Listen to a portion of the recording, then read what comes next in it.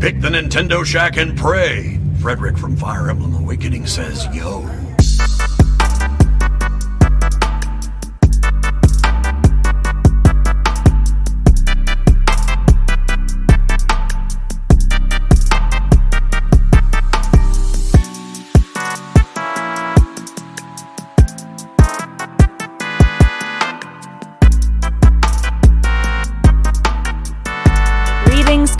So welcome to this week's episode of the Nintendo Shack podcast. We'll be talking about Pokemon Day, Pokemon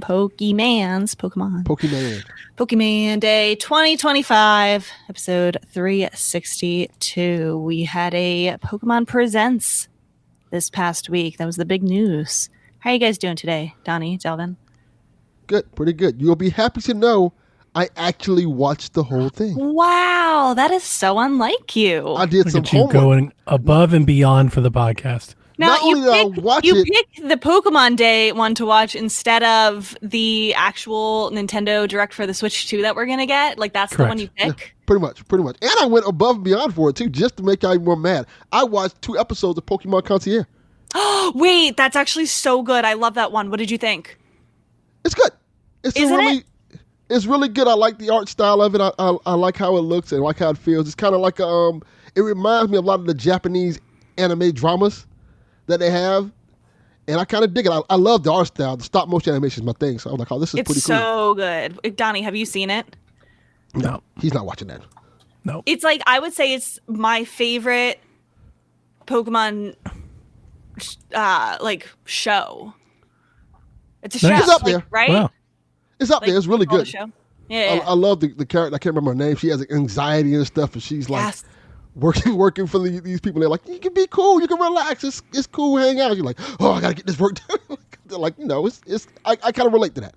Yeah, my daughter's she has like a lot of self-doubt, a lot of anxiety. She wants to get it right. It's a new environment for her. And you're right, the stop motion animation is so good.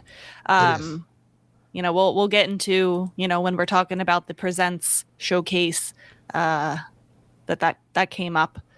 New episodes coming, but how's your week been, guys?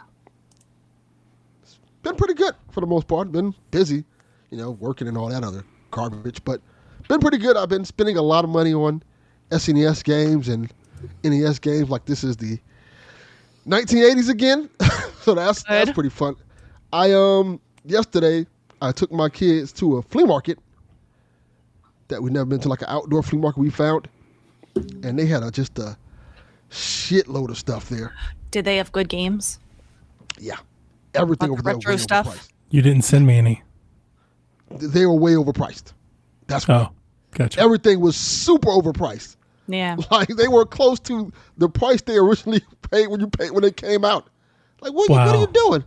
Like, that's a bit much. I feel like we are past the age of being able to score good deals at yard 100%. sales and flea markets. It's been some time ago. Yeah, 10, 15 years ago, it was like the time to go around to garage sales and neighborhood flea markets and try to... I think 10 years ago, like 2015 or so, I think you could probably still cop one of those every now and again. Yeah. But now... People clearing out their kids' rooms to go to college, things like that. It's a lot of things. One, it is the increasing march towards digital, right? It's got a lot of people scooping up things. It's people our age with money, like being adults scooping up the things they grew up with, just like their parents and their parents did, right? Yep. So all of those things are true. It's also like the graded games, and like people are starting to look at this less like a hobby and less like a pastime and more like an investment. Yeah. So there's that too, and that's driving it. But that stuff's just going nuts. They were selling Xbox 360s for $170. So be ready for the 360, not just the 360, but just the Xbox like boomerang. Like that, I've been, in all the stuff that I've been doing and buying all these old games for, the past couple of years. Almost all of the collectors and resellers that I've talked to or seen, they all keep pointing their finger at Xbox about how Xbox is going to swing back around. And I think we've already started to see it, like original Xbox stuff is starting to go up. And then you'll see that definitely with 360. And I think if Xbox itself goes away or becomes more PC-like or whatever the fuck it is that Xbox is doing, I think that's only going to drive it up. Because once things get scarce and go away, that's when people care and want to keep it. I would be a little too scared to buy Xbox 360 out of a flea market for that price at least. 100%. Yeah. Yeah, because you don't even know if it works. Test it, right? You got to make sure. You got to make sure it's an S model. If it's an S model, you're probably okay. And I can fix them. I just don't want to. Them days Facts. over with. Not worth it at that, the price that they're selling it. I think another factor is now people know how to go check the value. I think back in the day, like Price charting. yeah, people didn't, especially people who were selling like their kids stuff or, people that just wanted to make like a couple quick bucks. Like they didn't really ever go online and check it. Think about just how prevalent something like eBay is today than it was 10 years ago. Yeah. Like even people that don't use eBay, like still probably use eBay. Correct. Like when they have to. But back then there were people who were just like, I remember my in-laws, because I've been buying and selling eBay forever. I have thousands of feedback. And I remember my in-laws being like, that's crazy. I can't trust anything to eBay. Like, it was blowing their minds. And like now, like if you want something that isn't for sale, everybody just uses eBay. So yeah. I remember when eBay used to be bad. Like eBay used to be like AliExpress. yeah, me too. Like you buy stuff on there, you got a 50% chance of it being actually real. But now eBay's pretty legit. Yeah. Speaking of AliExpress, I bought a whole bunch of games off of there. Nice. I want to see how this works out. I mean, they're going to be Those will be reproductions. questionable quality. No, Yeah. I mean, they'll work. They'll just reproductions, right? They're not originals, but they'll be which fine. I'm fine with. Yeah. Yeah, there's nothing wrong with that. Because they have like modded games and all this other stuff on there. As long as you know what you're getting, I don't mind it. There are people that do. I actually think to counter like the used game market, like going crazy off the collectability scale, like I wish a company would actually start printing repros. It'd be nice if Nintendo started printing reproductions just to keep some of that stuff in circulation would be nice. Yeah, they have another thing when I saw it was cool that I don't know if you might be interested in this, Donnie and Rebecca. They sell reproduction cases like of the old consoles, I've seen but those. they're in plastic. Yep. So I don't really like how they look, but if you're trying to protect your games and like have a nice way to like have them on your shelf, it is a good option. They're also I kind of cheap. dig it. Yeah. I'm like, I might just get some of those. I don't mind the I don't mind, well, for one, I don't mind any of it. I think I'm more like you, Rebecca. I don't like the ones that are like trying to be the originals. I don't like those as much. But I do like, there are several Etsy sellers and stuff that make alternative cases for your games, and some of them look incredible. Yeah. And I like that stuff, like the folks that go out of their way to like use it as a way of like showing their art, or having like custom covers or different kinds of cases. I think that's really dope. Yeah, I saw a Link to the Past one that looked really good, and I'm like, I might buy that. I think Rebecca's Link to the, I think the Japanese Link to the Past is goated. Isn't the box so good? It's the best. It's really the good. best. I don't know why we didn't get that art. Ours was so boring. I do, because Nintendo of America sucked. Yeah. Just go back and read anything about who was running Nintendo of America I know. from 1990 to 1999. It's like that's And that's why. exactly why the Earthbound marketing was horrible and the game didn't get popular here and why we don't have Mother 3 today. The end. Yep. I'm waiting on my copy of Mother 2 to come in. Oh, wait, have you played it? Not yet. I played Earthbound, but I've not played Mother 2. Wow. Wait, Mother I've 2 never. is Earthbound. Yeah, I've not played them. Well, Do you mean Mother 3? Correct. Yeah. Okay. That's right. I thought that's what you meant. Yeah. Yeah, it's good. It's very, very good. What about you, Johnny? I've had a terrible week. Yeah. But it's okay. It's been a lot of medical stuff. I was at the ER for a while with urgent care, and I've just basically been on the couch ever since. So Everything she's in okay? a lot of pain. it's okay. It's back stuff. I have a back injury apparently, and I've been on steroids all week. And I gotta say, it's crazy to say this because like at one point I couldn't move. I'm actually at this point starting to question what was worse, the back or the steroids, because the steroids have just wreaked havoc on like my entire insides all week. Oh, I've just been very, very uncomfortable and not happy. So, yeah. You didn't get the good steroids. Well, I did, and like I got Steiner's the steroids shot. that- I got the shot, and like that definitely got the back going. But Yeah. You're But outside of that, lifting weights and stuff, getting big. Were you able to play any good games while you were immobile on the couch, not being able to move around? I mean, good is a word. I was gonna say that. You said good. Like that's. Yeah, like I've Were played you games. able to play any games while? Yeah, I know. I've played some games this week. I played a lot of Geometry Wars on Wii. I've been playing NCAA football on GameCube. Did you see my GameCube, Rebecca? Yes. It's pretty. It was pretty very epic. atomic purple and amazing. They have shit on it. Did you buy that or did you do it? I shelled it. I bought It the looks shell. great. You and did. I shelled it. Yep. Oh. And I bought that faceplate from a seller off Etsy. Little Wind Waker tag and all that. Nice. like it. Was it hard to do yourself? It wasn't easy. Like it wasn't, I wouldn't call it hard. It's just time consuming. I'll put it this way. I did it and I was like, okay, that wasn't so hard. But then I was thinking about like my Wii that I've been working on. And I was like, I should reshell it. Having done the GameCube, I was like, nah, I'm just going to get a skin. I was like, never mind. I don't. Yeah. Because you just have to do it right. You have to take it, like, you just have to disassemble the entire thing.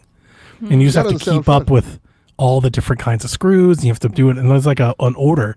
So I'm basically sitting there following a video, like pause, unscrew, pause, unscrew, pause, unscrew, screw, pause, put it back together, screw, but I was up all night that night because the server. Well, it so I didn't looks have it. good. It looks Thank really you. good. It turned I'm out very, great. very happy with it. Very professional looking. On Switch, I've played a couple things. So the first game I played and beat was called Self Loss, which I just bought off that crazy auction site I've been talking about. It's a Switch game. It's like an isometric indie puzzle adventure game. Think something like it's got definitely like art style, something like a Death's Door, but it doesn't have combat like that. It's more like it's a puzzle adventure game, more like Dredge kind of like you get to boat around and stuff and walk around. I like it a lot, especially visually, art style. Kind of love it. As a game though, there's so much here. Like if you watch a trailer for this game, honestly, I think all three of us, this is a game that like you would watch a trailer and you'd be like, I'm going to love this game. Okay. And it just doesn't come together. It has all of the elements that you'd think. It's got a story and it's emotional and it's got a little boat and it's got this old man and it has like a light combat and you're like, I'm going to love this. And it's kind of frustrating. The combat isn't very smooth, like in terms of fluidity. The game itself is a little choppy, but not I've played much worse. I think ultimately, I think it's just kind of slow and it's just a lot of trial and error. Like I'm going around and you have these puzzles, you're supposed to interact with these things, but the game never really tells you how or what. So it's a lot of just like, I don't know what to do. Like, what do if I died there. Oh, what do I do? I got to shine this light up. I died there. Yeah. It's just a lot of that. It's not super long. I think I beat it in like 5 or 6 hours. So if anybody ever wants to give it a try, I do like the art style and stuff. It's there's something there, but it didn't. When I bought it, I was hoping for more, I guess is what I would say. It's not bad. I'm not upset that I bought it by any means, but I was hoping for more. Might be a little expensive. I got the game for like, I got the game for like $15. I think on the eShop, I think it's like $25. That's a little much. Speaking of the eShop, Star Overdrive got a demo this week. You might remember this game from one of our last Nintendo Directs where they had this big, almost Zelda-esque skateboarding through the desert keytar game. Kind of remember that. Yeah. Yeah. When I saw the demo, I was like, oh, I got to try it because I've been interested in it. And I played it for several hours. So it's a lengthy demo. You can do a lot in the demo. I want to see that. I like it. It's fun. Having played it, I don't think I need to buy it like immediately. Mm-hmm. That'd be kind of where I'm like, honestly, having played the demo, I'm like, I'm kind of good here. You got your fill out of the fun. Kind of, yeah. Like, it is Zelda-esque, but like to even say that is like honestly probably giving it more than it's probably deserving of. It's just kind of basic. It really depends. Art looks very Zelda Breath of the Wild inspired with the character on trying the rock, to do, looking out over the overworld there. it's trying to do that a lot. And it has like this Guardians of the Galaxy type aesthetic. And to be honest with you, like the look and the performance is great. Game is super fun to play. Okay. It's really going to depend on how much you're into this skateboard surfing thing. Like if this is like your favorite thing and you just want to surf around and like that's enough for you, you're going to love this game. If you're like, okay, I did the surfing thing, now what? Maybe not as much. It has shrines. So like in the demo, you go to this tower. Tell me if this sounds familiar. And this tower has like these cables or these power lines that extend from it that you have to re-energize. And you go to the end of this line and there are these shrines and you jump around the shrines or do whatever the shrine puzzle is. Every shrine gives you an ability to where you can like pick up objects with like a laser and throw it or teleport or whatever. So it's what game has done that? Huh. You're right. Yeah. Sounds like a novel idea. And there's like a little combat and you'll come across some enemies every now and again. It's got a crafting mechanic that having played the demo, I still don't really understand. You craft parts and essentially it's like you can just kind of throw everything into a machine and then tell it what part you want and like how, based on how many things you put in there, I guess the part is better or worse, but I would like to be more precise. Maybe I'm just too dumb. Maybe I skipped over the part that it told me exactly how to do it, but I don't really quite understand how that's supposed to work. But it's a core part of the game, the crafting. Because there's like certain elements that like, so for example, you'll come across areas that have a lot of water. You can't surf over water for whatever reason. You have to have the water part of the board to do it. So I'm like, so how do I make that? And the demo didn't really tell me. I didn't really figure it out. I was like, I don't really know. So I got to a point in the demo. I unlocked the tower and everything. So I did the demo. But having played the demo, I got so far in the demo that I was like, I don't think I want to do all this. Like, I don't think I want to be trying to figure out how to craft all these different parts. You know, I might get it. Like, I'm not out on it by any means. You're not getting it. I just don't think I'm like day one full price purchase on it. It looks a little expensive for, being a Breath of the Wild knockoff. It's definitely like $35, $40. It's definitely visually shooting above its weight in gameplay.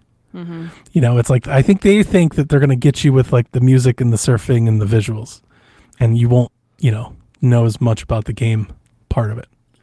So I don't know, maybe I'm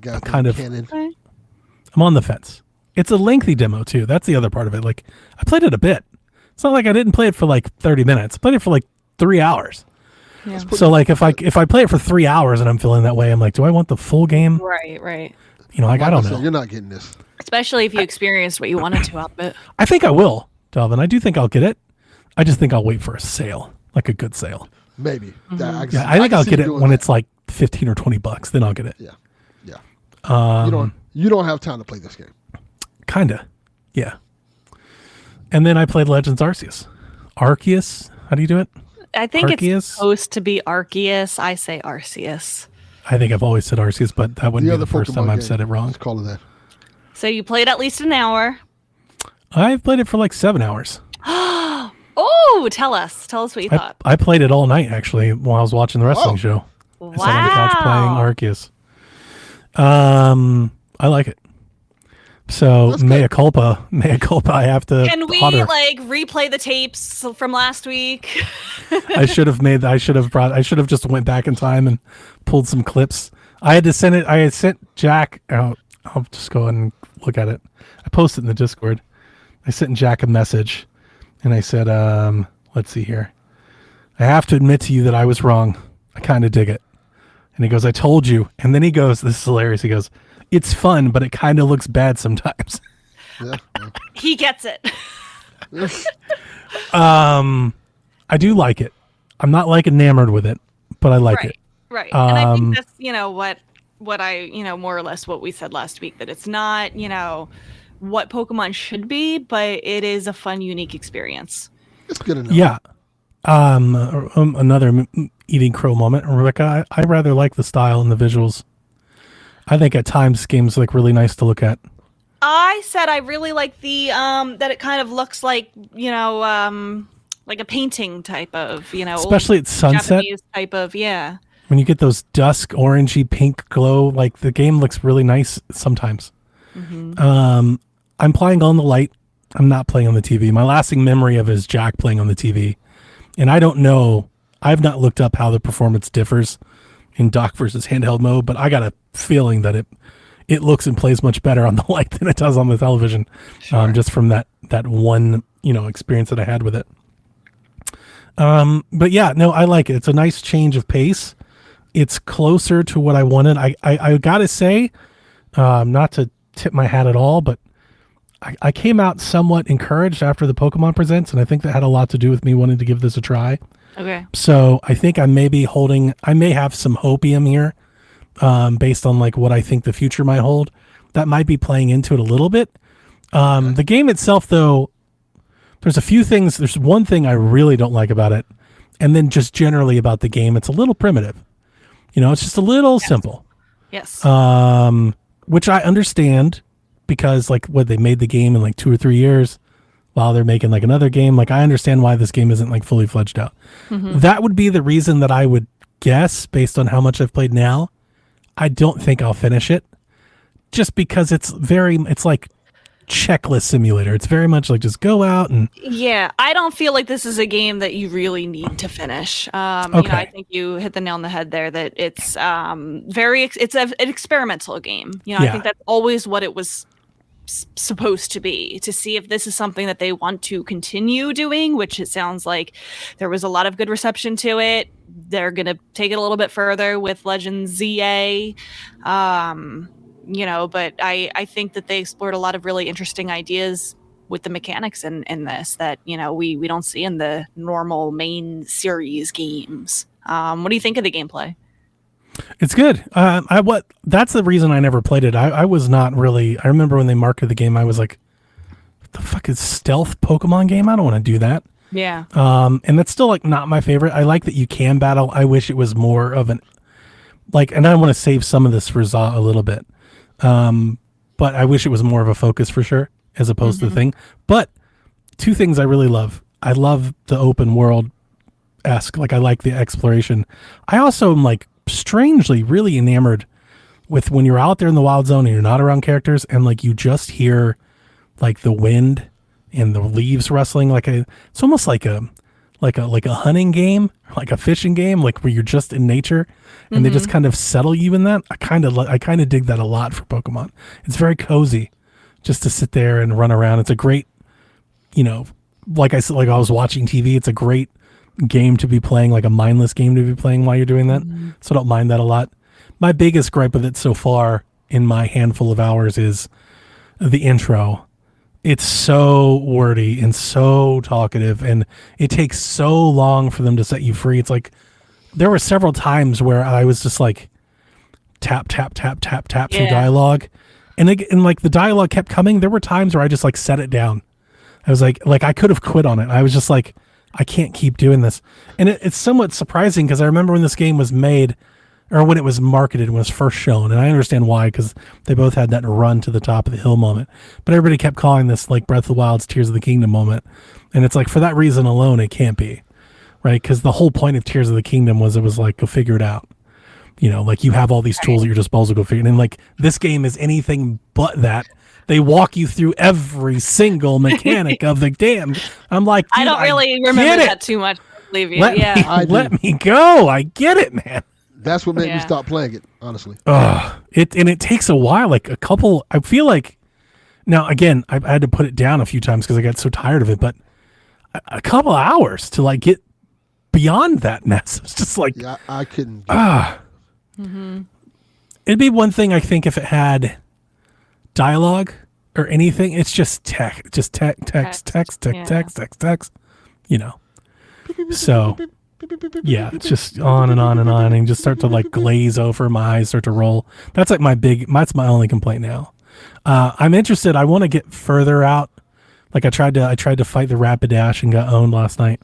So like I've got to fight like the big, alpha. the massive, whatever they're called, alpha Pokemon. I think so. Whatever they're called. I don't remember, something like that. And I want to see other zones before I call it quits. Like that's kind of where I am. I want to see other zones. Have you gotten any of the riding Pokemon yet? Or I don't know Nope. what they're called in this game, but there's a few Pokemon that you get throughout the story that allow you to travel in different ways. Like one that helps you with like scaling cliffs, one that helps you with like gliding or flying, one that helps you with swimming, just moving faster. I forget all of them, but It is. That makes sense to me because I was thinking last night that the Pokemon feel more like a tool than like a character or Pokemon. Like even in battle, even how you use them in the wild zones, they just kind of feel like tools, like equipment. You know, like you break rocks and you can like get the things. Like they don't really feel like characters. Yeah. And I like that as kind of story reason too, because they're, you said the game is primitive. In the lore of the game, the people are a little bit more primitive. And they, aren't used to being Pokemon trainers yet. They don't really do that. Battling is such a novel concept for them. They don't even have real Pokeballs yet. You have to craft them yourself. But am I remembering correctly where it's like when you're out there, there's different sizes and stuff like that for Pokemon? Like you might like a small Rattata. Is there a way to determine that? To know? Because I just caught some and this one was like, this is a heavy one. And I was like, I couldn't figure out how to figure that out. If you like take multiple and you like take them back to the town, I think you can like see their size. It told me when I caught it. It checked off the Pokedex. Okay. But like I was out there trying to check off the Pokedex and I was like, so do I just catch everything and hope one of them works? Or is there a way that I can look at it and identify? I didn't figure that out. I wasn't sure. Yeah, I'm not sure. It's been too long. I'm not done with it. I'm gonna keep playing it. Okay. I like it. Like I like it. Glad you like it. Yeah. Glad you enjoy it. That's the main thing. Yeah. So and like I said, I was somewhat, I don't want to give it too much, but somewhat optimistic maybe after the presents. Okay. So well, is there anything else we want to talk about from this week, or should we just get into I have nothing to talk about this week. I'm gonna pass. Nope, pass. We're passing. What happened this week? What bizarre world we in where Rebecca has nothing to talk about and I have a bunch to talk about? Like, I don't ever have that much to talk about, but this was just a tough week all around, so I'm gonna pass. I had no game that I want to talk about. Hopefully everything goes better for you, Rebecca. Thank you. Yeah. I appreciate that. But we did have the Pokemon. Donnie, you're all right. You'll be all right. You're tough, Donnie. Wipe that you have shit. a new week. Right. New week. Well, do you have anything else you want to talk about, Delvin? Oh, no, I'm pretty good. I bought a bunch of games. I have like 30 CDS games now. I may have a problem. Love to see it. I you got see my stack here. Yeah. It's just it's growing and growing. Boxes. It's just getting like taller and taller. I have been doing the same thing where I buy games, but I just haven't started any of them yet. Like I bought Bloom and Rage, Lost Records, Bloom and Rage. I haven't started it yet. A couple other Steam games, just bought them. Haven't started. I'm really interested to see how you feel about Bloom and Rage. I like it so far.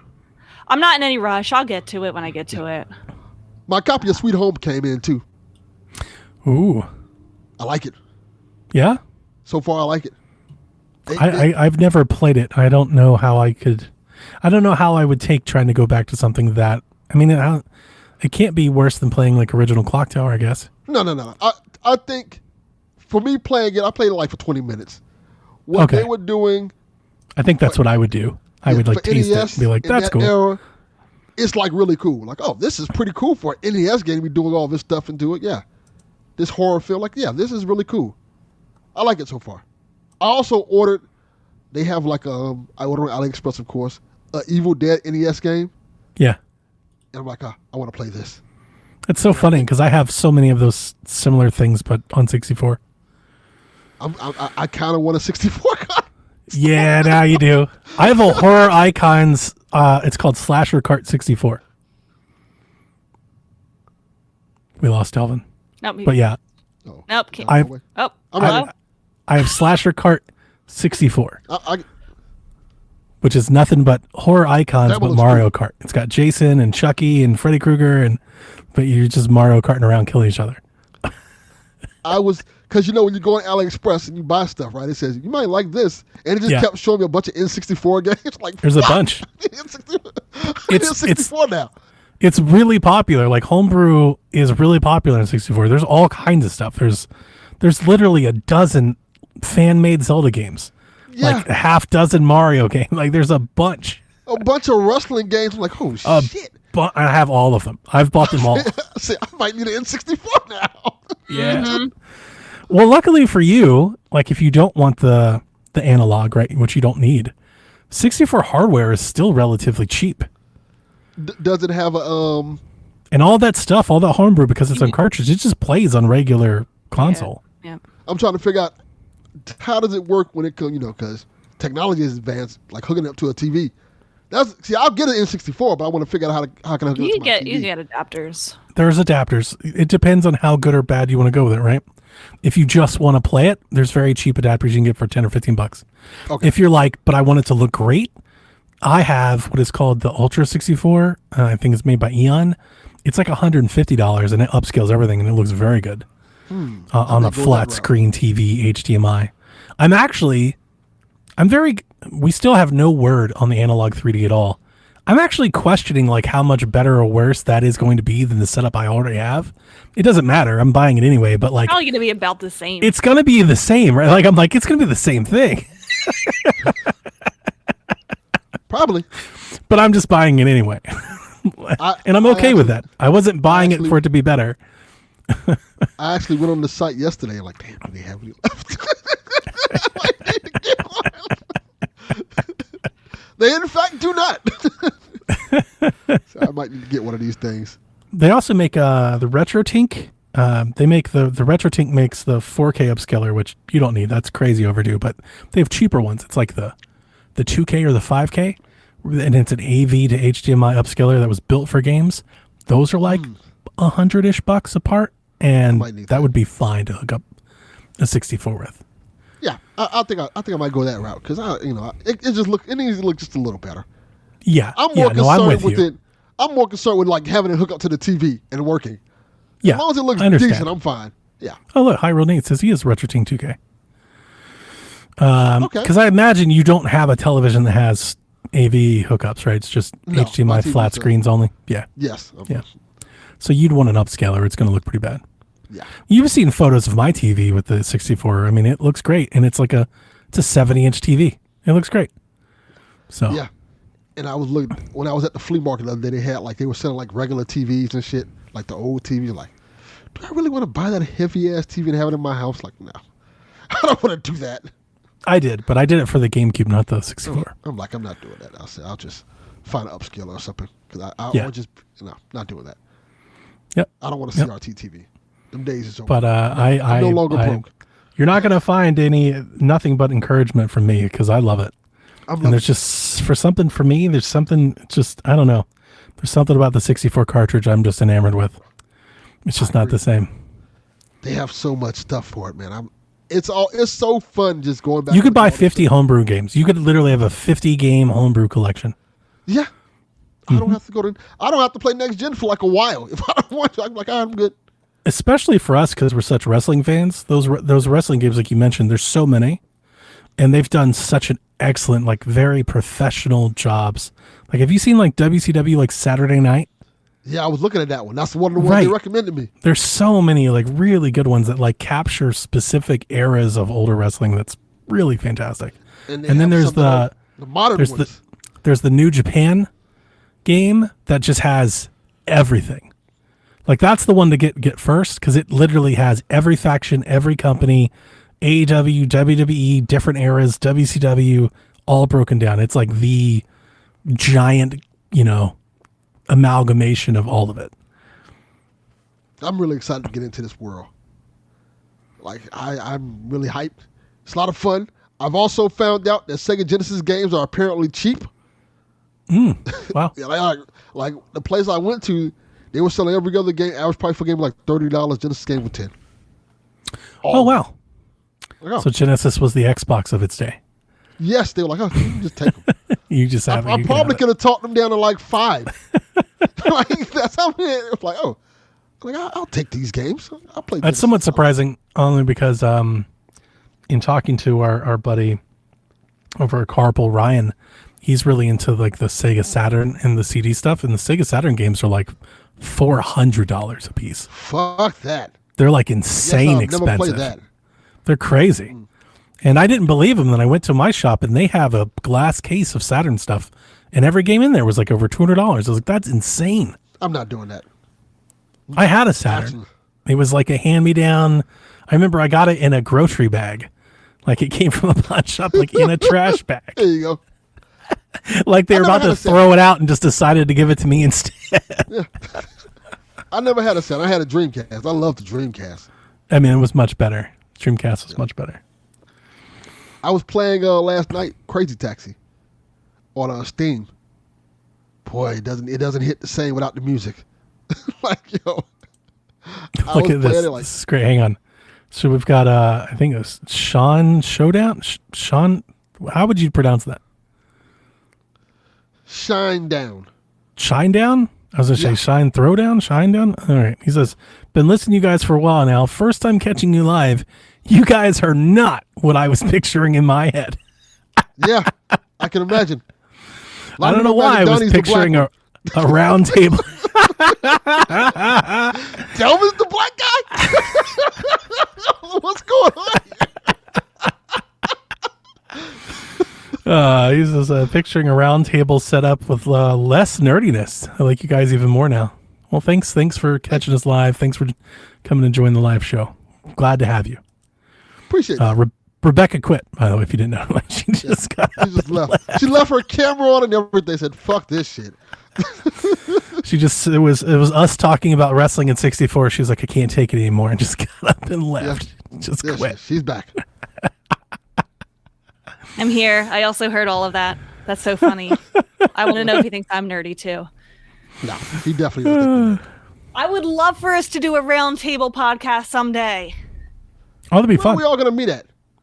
That's the question. Find like a equal place. No, you're gonna get screwed on that part, buddy. Well, yeah. I'm gonna get I mean, Rebecca, she's the one that has all the event ins and whatnot, right? She goes to MagFest and what is it? Greater Games or what's the other one? Super Games. Too many games. Not gonna lie. Really? I'm down to go to North Carolina. I love North Carolina. Great place. What's in North Carolina? I just like the vibe of the city, man. But what's in there? Like, what event is there? I don't know. Oh. Rebecca's always there. I thought you were saying that because you were trying to make a just pitch. saying He's like, I don't know. I'm just there. I just love being there in general. There we go. We'll go to limited run games without them knowing. We'll just start setting up a table and microphones right in the middle of the store. There is a game cafe or something like that, a game store right next door to Limited Run. Wait a minute, what's a game cafe? Or like a place where like you can go in and like play like board games or video games and stuff like that. Oh, okay. Like Gotcha. get food and stuff. I gotcha. Okay, it took me for a minute. I was like, what? Cool. Very cool. Well, Delvin, I wish you luck on your journey. Just know that you will be broke like me very soon. Yeah, I see. It doesn't stop. Yeah. You know what I'm telling you? I bought a controller last night just because. I was on the auction site and they were like, there's this third-party 64 controller for $2. And I was like, I have 14 N64 controllers. I was like, but it's only, but in my head I went, but it's only $2. So that almost bought it anyway. That almost happened to me yesterday. Because they have these custom controllers and shit of like really cool stuff. Oh, this wasn't even that cool. I'm like, fuck this. I might buy one of these. They're like $60. Like, oh, I might get I want to know, where do you guys keep all this stuff that you buy? I am out of room, and maybe that's because my place is so tiny, but like, do you run out of room? Look here, Rebecca. You're buying a house. I'm trying. I'm trying to. You're gonna no trying. You're gonna do it. You got this. You got this. We believe in you. We believe in you. We believe in your ability to take out massive amounts of debt. Yes. In your own name. And become a homeowner. I regret like the rest of us. I regret reaching out to so many lender people, programs, companies. Well, that's terrible. My phone has not shut up. Oh yeah. Oh my God. I've got like Eva texting me like, hey, are you interested? Can I call you? We can get you in a loan today. Oh my God. I get me started on emails, that. calls. at like all hour, like 10 p.m. They're trying to text and call me. I'm like, who are you? I don't even reply to any of them. Rebecca, Emails. I bought my car 4 years ago, and I still get emails and messages asking me, do I want to buy a car? I'm like, my car's paid for now. What the fuck are you doing? Leave me alone. It's just a thing. That's what they do. So annoying. So annoying. I'm now at the place where I'm running out of room. I also have, I have a basement, and this basement is 1,200 square feet, so I have probably more space than most. Mm-hmm. And I have shelves and drawers and containers and buckets. I mean, I've got this stuff everywhere, literally everywhere. I'll give you. I mean, I won't give you a tour because I'm not going to get up, but I'll give you a little look. I mean, look at me, right here. Like games piles. So it's not all necessarily organized. And if I spin around, look at it. Games, piles. Those are good shelves, though. Over there, you see the Switch collection over there in the corner. Pile, like it's everywhere. Look, I know what I'm going to do. As soon as these kids get the fuck out of this house, right? their Take their rooms too. Yeah, their rooms will no longer be their rooms. That's all that's going to happen. They know that. Look. I think Yarden wanted us to do like an actual like show and tell one day. Maybe we'll have to like make a slideshow or record videos or something. Yeah, that we can play. We bring one thing each week to show and tell. We should do that. Yeah. Wait, before we go into the Pokemon Presents recap, our new live listener Shinedown was wondering about Dragon Quest III HD 2D. Did any of us play that? I didn't play it. I have it. Played it for a couple hours. I have not played that. It's very nice. Very pretty. I've never played Dragon Quest before in general, but I just love the look of that style. Oh, it's very pretty. I'm just not, I don't play those games. I bought it for collector's sake. But I enjoyed it. That was a game I got for free. Yeah. Good game to get for free. Wow. I have rewards points. I had rewards points left over, and I was about $55, and I just spent it on that. I was like, sure, why not? Have you spent all of your GameStop credit yet? Not yet. I'm down to about $250. I'm working on it. Like I'm trying. Like I got WWE 2K for free. Yeah. Yeah. Rewards points. Yeah, PlayStation points. I had like $60 worth of PlayStation points and got it for free. And just ended up getting the special edition because of that.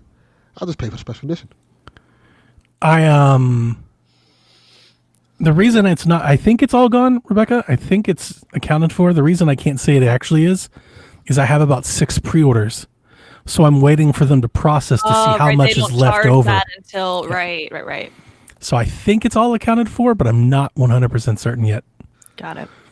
But I've got, the only 2 things that I really remember, I've got Atelier Lumia coming, and I've got Gree, the big box edition, and Neva, the big box edition coming. And those are like the 2 that I'm like most excited for.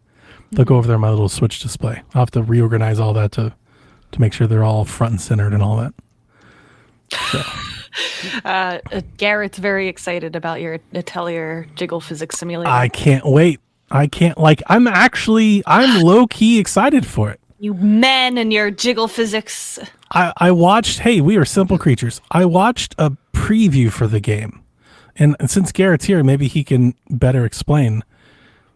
Of all the games to try one of these in, I think I've picked the right one. It is like exploration. I don't want to say open world because I'm not 100% certain, but like the hack and slash part, it just looks like very much my kind of shit. And then all the RPG stuff, like the bonding and the thing, there's an auto button. So you can just auto equip whatever and just auto your whole way through that. I was like, oh, fantastic. I can just keep doing that. I don't have to talk to you people? Right. God. I don't have to learn this whole damn, system of crafting. I was like, I could just auto? Perfect. I don't have to bond with you, motherfucker. Like, just look at boobs. Let's go, Every crafting game needs an auto button, period. Like, they all just need that it. Is true. Like that is true. I'm somewhat excited to give it a try. I do like that aspect of it. Like, hey, if you just, let's say if you like you're playing Persona, I want to bond with this person. They should let you be able to like auto set that up so you can just automatically do that as opposed to. I think it's thing. it's either crafting or like skills. Like there's a very convoluted system of how you can mix and match all these different elements together in that game. And I watched, there was like a 20-minute video that explained all of it. And then at the end, they were like, and if you don't want to do it, just press Y. And I was like, oh, I'm just doing that. Like I'm not doing any of this. So, hey, Rebecca, Garrett says they have honky men too. Listen, the husbandos. I like my fair share of waifus too, but Who doesn't? remember the days where we Who among us used to make doesn't? fun of Atelier, and you were like trashing Atelier. it and Terrorize it. Then he realized they has hot women. He's like, maybe I'm And then I saw that new trailer. That trailer was so on the nose. They zoomed right on her boobs, like zoom. I was like, They know their audience.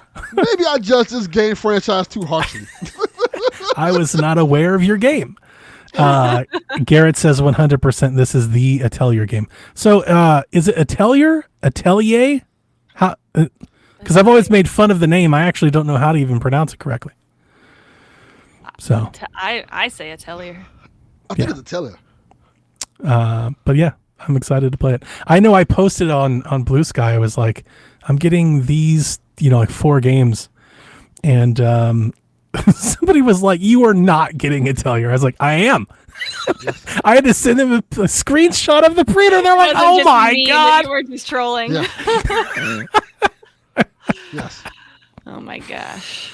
All right, let's talk about Pokemon Presents. Let's do it. We had the Pokemon Direct this week. We had a lot of news. Pokemon, the card game Pocket, is getting Triumphant Light booster packs. Did you get yours, Becca? Did you pop your packs and all that?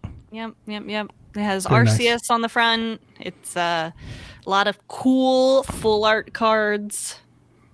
I don't do any of the battling. I just like opening the packs and getting the pretty cards.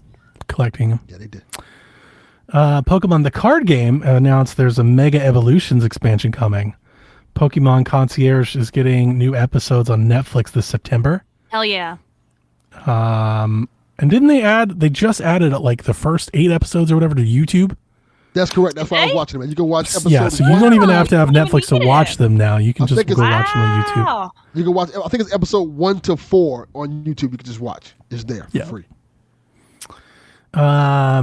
There was a bunch of updates like we said there would be. There was a bunch of updates on their other game. I did not write them down. So I just did a summary, and if you guys have ones you want to shout at, you can. But there are events or updates in Pokemon Go, Sleep, Unite, Masters EX, as well as Scarlet and Violet. There's a bunch of new merch that was announced and all it's coming out. And one thing you may have missed, Honda's making a Pokemon motorcycle that they're teasing. Yep. Like a legit motorcycle that you can buy. Okay. That's the thing. All right. Now, on to the important parts. Pokemon Champions was announced for Nintendo Switch family of systems and phones. This new title is basically a full-on battle sim, kind of in the vein of Pokemon Stadium that we've seen in the past, Revolutions, in which Pokemon fans can incorporate Pokemon Home, so you can bring your Pokemon from the games into Pokemon Champions and battle each other. The Japanese website says Pokemon Champions will be a download-only release. At launch, only select Pokemon will be available in the game. They had to clarify this because they mentioned with Pokemon Home, it made it sound like everybody was there. That is not the case. There will be a certain select of the Pokedex available, which they will add to over time. The game will feature rank battles, to where when you battle, you're playing for keeps. You can improve your global ranking. There will be casual battles where you can just battle just to battle. And it doesn't impact your ranking, so probably like practice mode. And then private battles. If you want to battle your friends or family, you can link up and battle each other one-on-one. Is this their answer? And the trailer that they showed was like a whole lot of nothing, and really it sounds like the meat of the information you got from like the website. Is this their answer, or I guess response to the very popular Pokemon Showdown battle simulator online? Or Yep. is it like another type of Stadium Revolution type game? Nope. I think this is the answer to that. And so when I watched this direct, and this announcement came across, I kind of was just like, that's cool. I'm never going to play with that. Like, that's exactly how I took it. I was like, neat. And then I started like watching videos from like YouTube Pokemon folks channels. And I actually think this might be the most important announcement in the entire thing. This is somewhat speculative, but the gist that I was getting from the Pokemon community, or at least the channels that I was recommended, it's a lot of just Nintendo streamers and stuff that talk about Pokemon, was that they're looking at this. I don't know if this is correct or not because Nintendo did not say, but they're looking at this as like a potentially having far reaching ramifications for the actual mainline Pokemon games, which when I watched the trailer, I never thought of. Right. And then having somebody explain it to me, I was like, oh, that makes a ton of sense. I think that they did a really poor job of explaining what this is in the trailer that was shown. The gist was that Pokemon games, forever, right? They're beholden to this constant balancing of the roster. This battle style, the balancing, all the work that goes involved. Like, you can't introduce a new gimmick, a new mechanic, and if it's not balanced for the competitive play. And the idea, at least that some seem to have with this, is that you could essentially offload that to this. You offload all of that development, balancing, and everything. You offload it to Pokemon Champions, and it would free up your mainline games to be more experimental, to not need to focus on the gimmick. Because you think about, for the past however many Pokemon games, not including Arceus, of course, like the mainline ones, the battle scene is whatever the newest one is. Scarlet and Violet comes out, and then that's the battle scene. Sword and Shield comes out, and that's the battle scene. Sun and Moon comes out, that's the battle scene. So you offload the battle scene to Champions. Now you don't have to take that into account. So it either frees up development time for you to focus more on the story, the adventure parts of Pokemon, make new mechanics. And then you can bring over other things to Pokemon Champions in other time, like in due time. They talked about like you could mix and match things like Gigantamaxing and all that. Like, think about like they could have seasons you can pick or what events. settings you want to play with. Yeah. Yep. And that's kind of how it is in Showdown. Like, and you don't even need, obviously, because it's a fan-made thing, you don't need your own Pokemon for it. You can kind of create your Pokemon to test different teams and stuff. And I kind of hope that that's the case for this, that like you could have rental teams.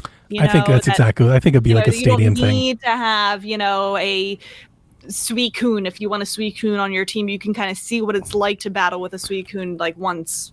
I think they'll have like a generic set you can pull from. And then if you want to like customize your own, then you can use the game in the Pokemon Home. I still think they'll have a. Yeah. Go ahead. Yeah, no. I didn't mean to cut you off. I was just kind of train of thoughting.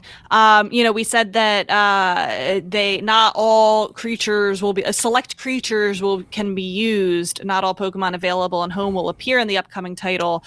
Now, it sounds like that's maybe just to start. Select creatures can be used. They're going to be adding them as they go. But I would hope that they eventually plan to have all of the Pokemon, but they have that wording so that like you're not going to have like your Ash Greninja in there, or your Pikachu with a hat in there, or your spiky-tailed Pichu, those like real obscure one-off type of Pokemon releases that like there's no way that they would be able to support all of that. But that they plan to have all 1,000 whatever Pokemon and eventually in this game app. I don't know how they plan to monetize Champions. That's like my only worry. Not that I'm too worried about it, because I don't play competitive Pokemon, so I don't think this is something for me particularly. But that was my issue with the card game.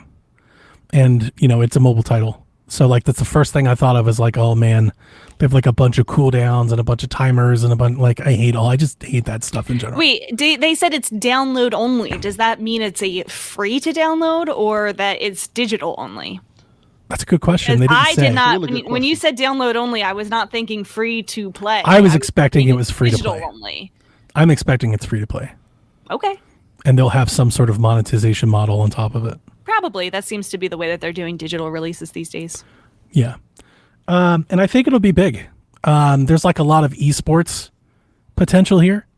And again, when I watched the trailer, not on my head at all, like was not even thinking anything like that. And then having someone explain to me, I'm like, oh my God, that could actually be massive. Yeah. Could be massive, could be huge. Yeah, I think they need a better trailer because it was just kind of boring to watch, that trailer. This does kind of shape, again, how I started to play and honestly, maybe how I started to see Arceus and Z-A. Because if you can move this out, and not necessarily, not that no mainline Pokemon game will never have a competitive mode. I'm not sure if that's going to be the case. But if you can be less beholden to this to free up to be more experimental, suddenly Arceus makes a lot more sense. You see the moves that they're making with Z-A start to make more sense. I almost become more optimistic for the future, which I feel like is not a take that we're having this week, and I understand why. But, and again, I think maybe it's, I don't know how much to believe in this. Like, I honestly don't know if this is hopium.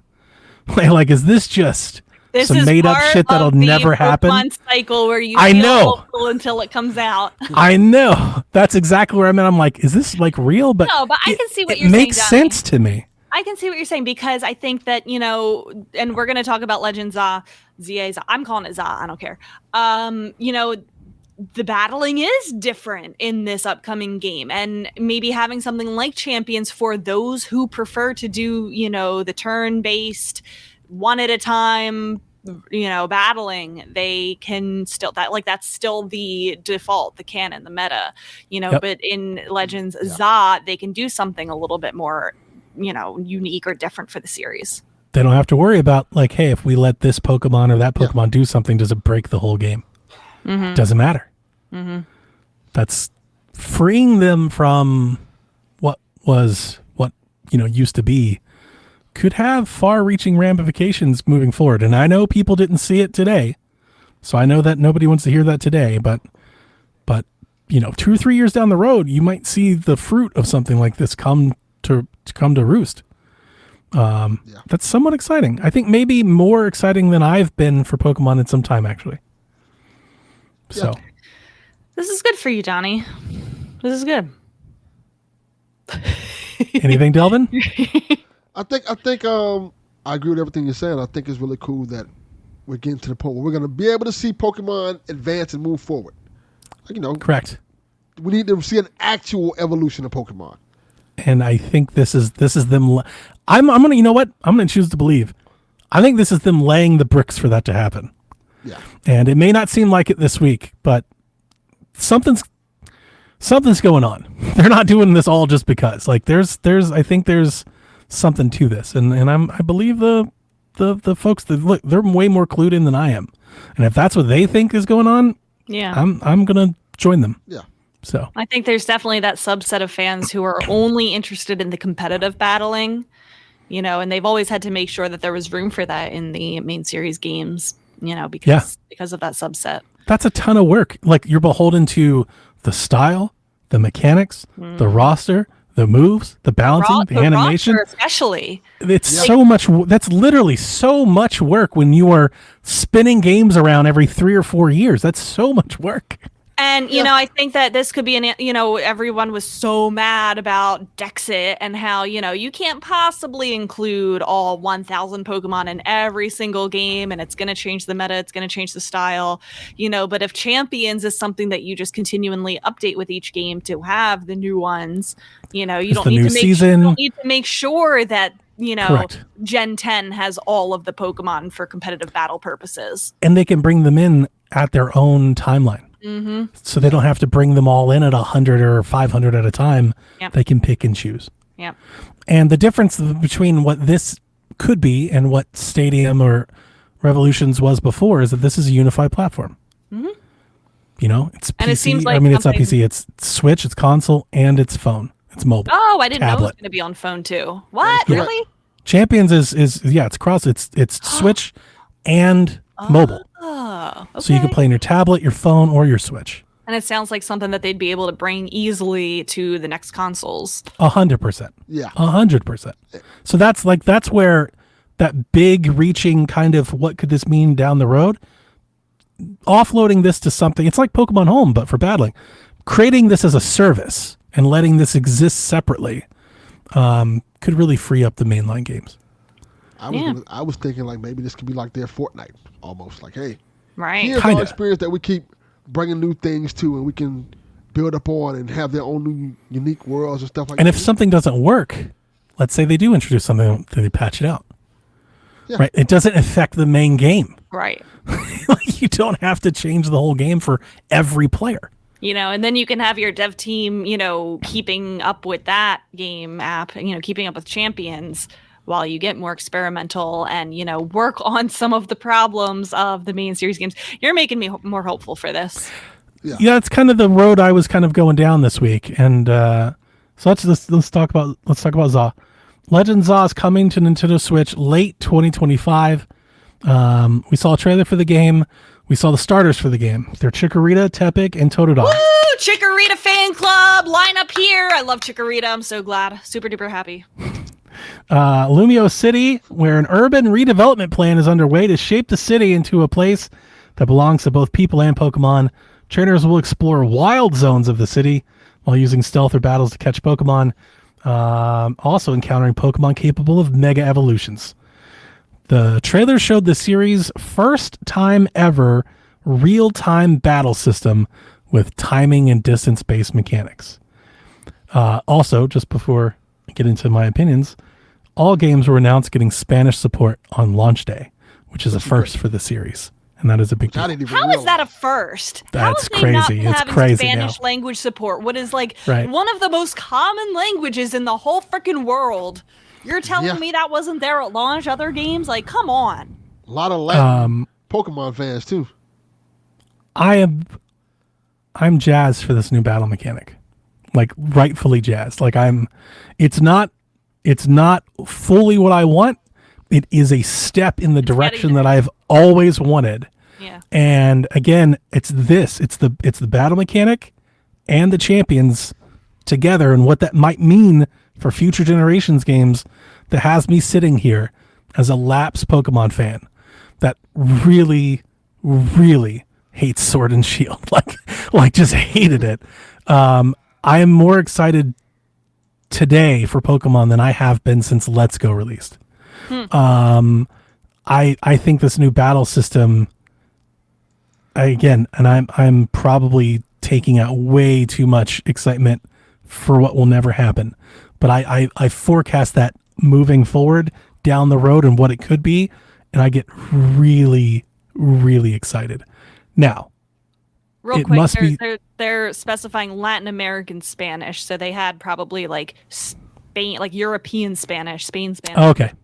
but Latin American Spanish, which does have its differences. Yeah. Yeah. It would not be, like, we can't go without saying the reaction to this trailer, I think online for the most part, is not super positive. It's just generally not what people want. It doesn't look like Arceus, for one. Like, a style, it looks like Scarlet and Violet, which is not great.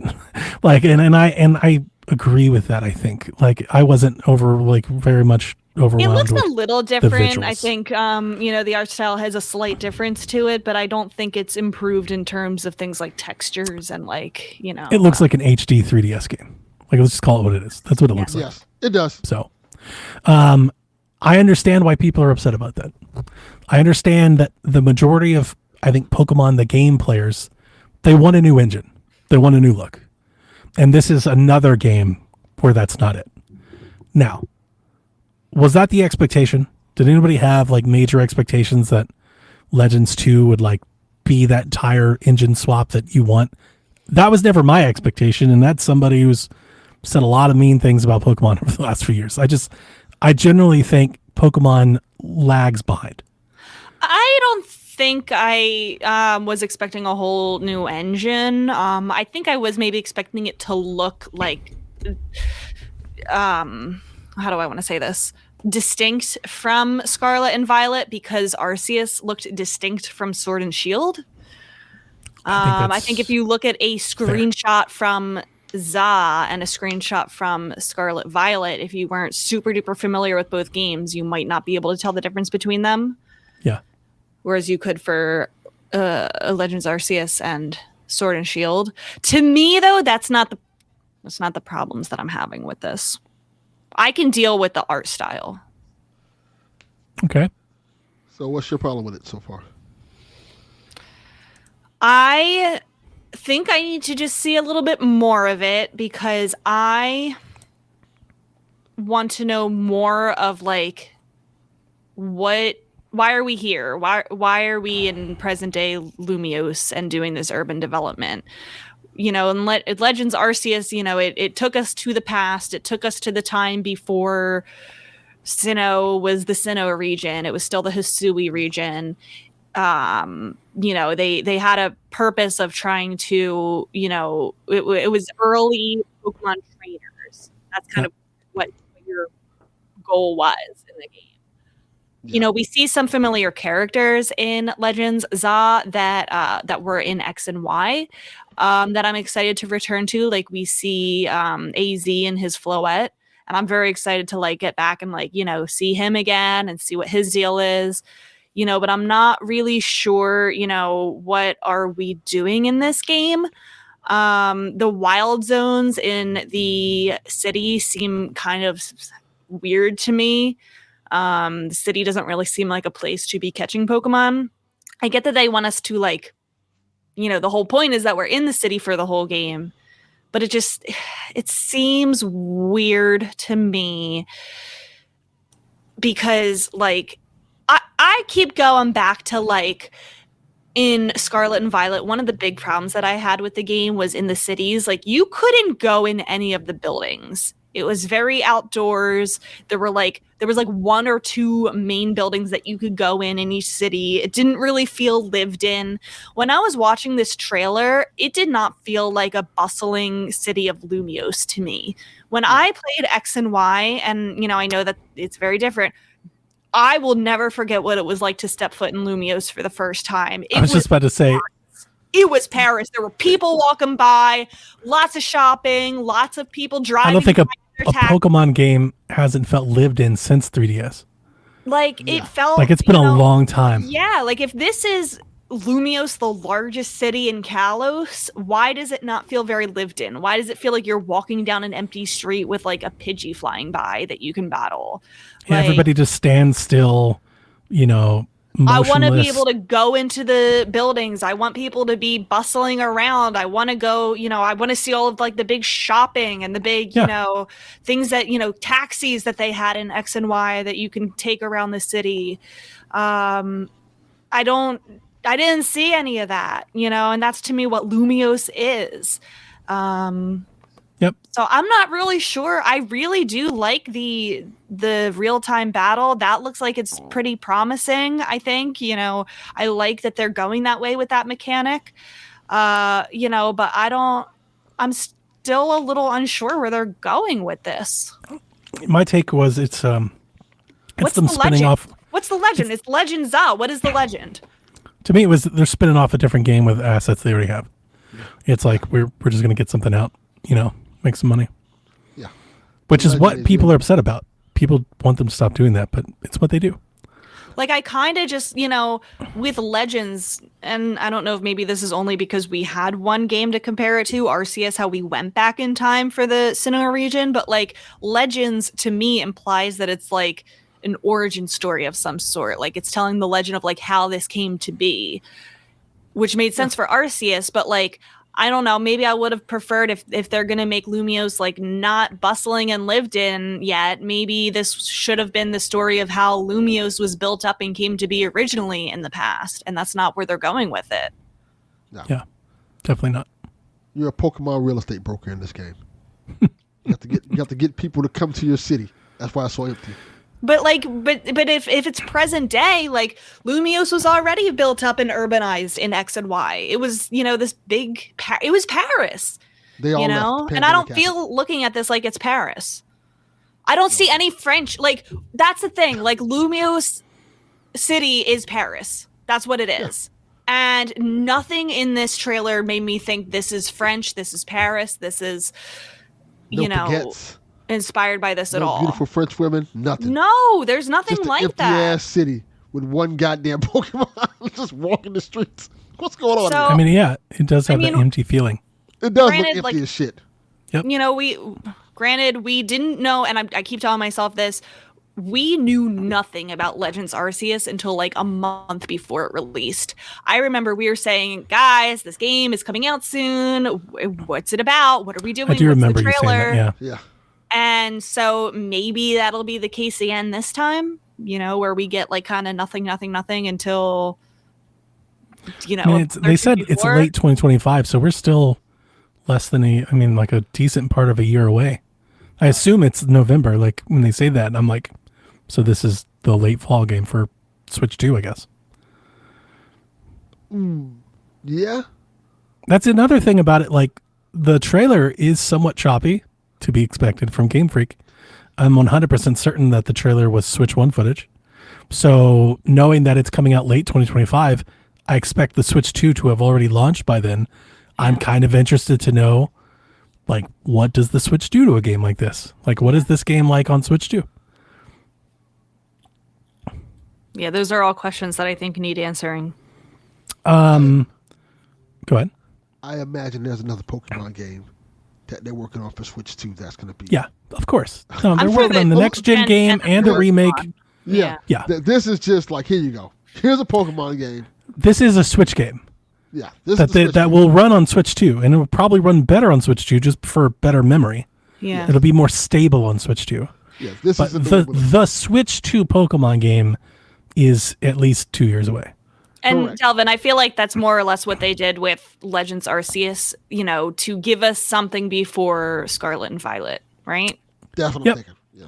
To give us a little bit more development time. You know, they wanted to make the open area, you know, the very open world in Scarlet Violet, you know, so maybe that's what they're doing here. Feels like That's this is exactly what I think Pokemon. they're doing here. Yeah. It's good enough for now. For now. That's exactly what I think. I think it's for now. Like, they have to ship. I mean, a part of the, again, with the Champions thing and everything I was talking about, their dev times on these games are like super short. They're not Madden-esque, but they're close. You know, like, they're spending these games out every 2.5, 3 years. You know, and we live in a time where games take damn 6, 7, 8 years to make. They have shipped like 5 Pokemon games on Switch. Open world You games. know? And that is So, the problem. That is the problem. That is the problem. And that's why exporting things like Champions and offloading things like that could help them. And I don't know if that's being hopeful for too much or not. That remains to be seen. But I think the direction that we're seeing is a positive one. I do want to talk about this battle system though, because we've said all the things about the trailer that we didn't like, but that battle system though, like this is what I've always wanted for a Pokemon game. I've been wanting this forever. Yeah. I've been so tired of the turn-based, sit there, press the button, gust a wind, throw the Pokeball. Like, I've done it too much. I've always wanted the game to feel like I'm playing the cartoon. Yes. And I agree. this is almost that. It's very, again, primitive, early, simple, right? You're in this little area. You can move the Pokemon around. You can, like, I like that your attacks are determined based on distance and angle. That's super exciting. It's very... It feels more realistic. It's like Xenoblade, like the arts. That's how Xenoblade works. If you're behind the enemy, your attacks will land more. If you're in front of it or you're attacking their defenses, they'll be less. How far away you are determines which ones you can pull at a moment. They have cooldown timers, so you can't spam them over and over again. It's going to feel strategic, and it's going to feel like you have agency, which is what I've always wanted. Now, I've said that. Let me say this. There is a 6-year-old inside of me that is so excited because in the future, I'm imagining a fucking Pokemon stadium where you can light the grass on fire or freeze the water and add elemental shit to this while you're battling. Like, I want to take what I've seen and like throw it 10 years in the future and automatically get there. Right? Like, that's what I want to see happen. I'm very excited for, like, honestly, for that reason alone, I'm in. I want to play that and I want to see what it's like to play. And I imagine for this game, just like Arceus, I imagine it's going to be very simple. And we're like, it's cool. It's not like amazing, but it's cool. But what I'm thinking is the next gen game, we're going to see this built upon, and it's going to be, oh no, this is awesome though. Such small baby steps, because they're taking is. elements of Arceus that worked and putting it into ZA. They're going to take elements of what worked in ZA and put it into the next game. So maybe in 2050 we will finally have a good Pokemon game. Look at chat. Donnie, you're asking too much of Game Freak. He could be, but at some point they're gonna have to step it up because people are gonna get tired of it. Yeah. Well, I think we've seen that. We've seen that with Scarlet and Violet, and we saw it with the reaction to this game. Like, the reaction online is not super positive. Yeah, I get it, and I'm not saying that they're wrong. I'm not. I have some optimism beyond the faults. I acknowledge the faults are there, and I agree with them. Right. They do need to move into, their game needs to move into modern times. I'm willing to accept that I think they're trying to do that. They're not doing it on the pace or the timeline that people want, but I see little changes in the format that I think are perhaps going to allow for that to happen.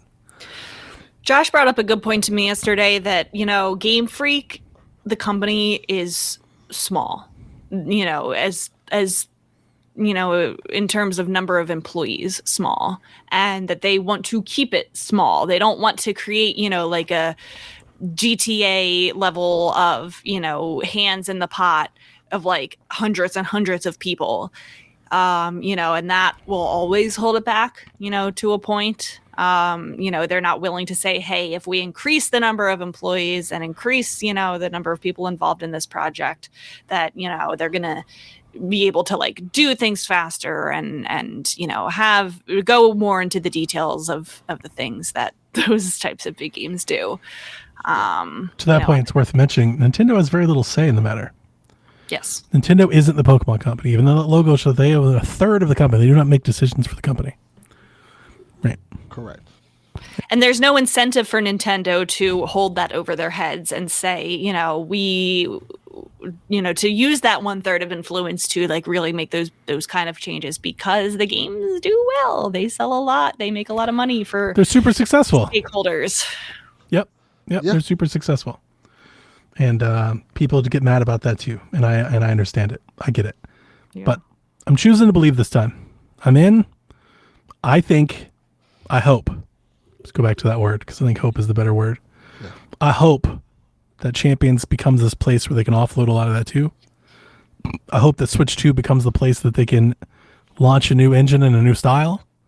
And I'm hoping that the next generation games, I don't know, Rebecca, I'm not as up to Pokemon as I am. What were we expecting next? A remake or the next gen? What are we expecting on the timeline? It depends on who you ask. I think the next gen would be before Black and White remakes, but they could really be doing anything. Because to your point, I want to point out that the Pokemon Champions isn't Game Freak. They're working with somebody else, which they made it in the trailer. And we know the last remake, even though it wasn't very good, that was Ilka, right? Mm-hmm. So it seems like they're showing a willingness to extend and allow others to support them. And I'm hoping that all of this means that they are freeing up their time and their resources to rededicate and change things. That's what I'm hoping. Historically, there's only been one remake per console gen. So I correct me if this is wrong, I think it always comes after the main series game. So we've had, Diamond and Pearl, and then we had Heart Gold, Soul Silver. We had X and Y, and then we had Omega Ruby, Alpha Sapphire. Yeah. We had Sword and Shield, and then we had Brilliant Diamond, Shining Pearl. So I think, again, it depends on who you ask, we're going to have whatever Gen 10 is, and then Black and White remakes. If they're going to change anything in a significant way, I still think they need more time. So perhaps another spin-off and then the next gen? Yeah. I don't know. Oh, yeah. I think that's very possible. So maybe like a Let's Go on Switch 2 before we get next gen? I don't know. I'm losing something hope. Like that. I don't know if that'd be cool. They're going to do Let's Go again, but I would love that personally. They should. I'm just trying to think, like, if they're going to make a drastic change, to their actual development stuff, they probably need a little bit more time. Because I think people are expecting like next gen, like next year, and it's like that's too soon. Because here's the thing, I know everybody wants to destroy them, and I understand why, but a big problem is that everything is just too soon. That the timeline of what everybody wants all the time, it's too fast. They need more time. Dude, it's really hard to make video game in 2 or 3 years. Mm-hmm. Yeah. Like to everybody, indie studios have a hard time with that sort of turnaround. You know, that's kind of a part of the problem. So, Yeah, Tears of the Kingdom took 7 years, and that was reusing assets and with hundreds of developers, Yes. Yes. a whole separate support studio. Like, yeah. So if they're going to make changes, and we don't know if they are, but if they are, I think they need a little bit more time. But yeah, that's where I felt on the trailer. Before we move on, how do you feel on the Presents thing the whole time? I mean, Delvin, you said you watched the whole thing. What'd you think? I thought it was cool. It's fast paced. It kind of felt like it felt like what it is a giant ass commercial. Like the whole 100%. thing, ad after ad after ad. Then you have the little break, like, oh, this is what we're presenting now. I think it was a good pace. I think it worked out pretty well. It was a fast watch, surprisingly. I didn't hate it. I never get too excited for the Pokemon Presents because of that reason. Yeah. They just never seem to like really hit hard. They're always kind of like, it's a thing or two and a lot of fluff. Yeah. Very different than the PlayStation and the Xbox, and even the Nintendo one. This is just kind of like, oh, here you go. They're also, if I could criticize just the actual presentation itself and not the products, they're really, really flashy. And they always have been. They're like super flashy with like They nostalgia spend half their budget on they really do, don't they? Of it. Like they're just, instead of it being like, here's the product, they're like, no. The nostalgia. Remember when you played this on your link cable and shit? And they always having like in this one, they have like the Pokemon Champions with like your light going around the world off the satellite and shit. Like they're always doing shit like that, which it can be fun to watch. I don't necessarily think of it as a criticism, but when I watch these things, when you call things a direct or a present, like I'm here for the products, like show me the things I want to buy.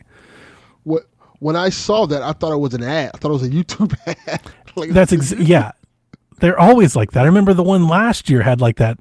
Was it? It may have been the year before. They had like that scrapbook thing, and it's like Pokemon thing. Like it's just a lot of nostalgia, pomp and circumstance, just fluff, Yeah. So it's just different, which is why I never get too excited about these, personally.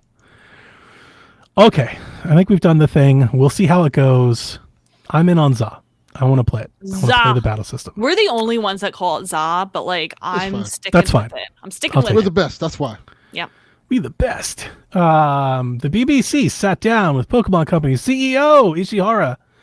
Ishihara says that if they succumb to a lack of new ideas to propel the series forwards, it will go downhill.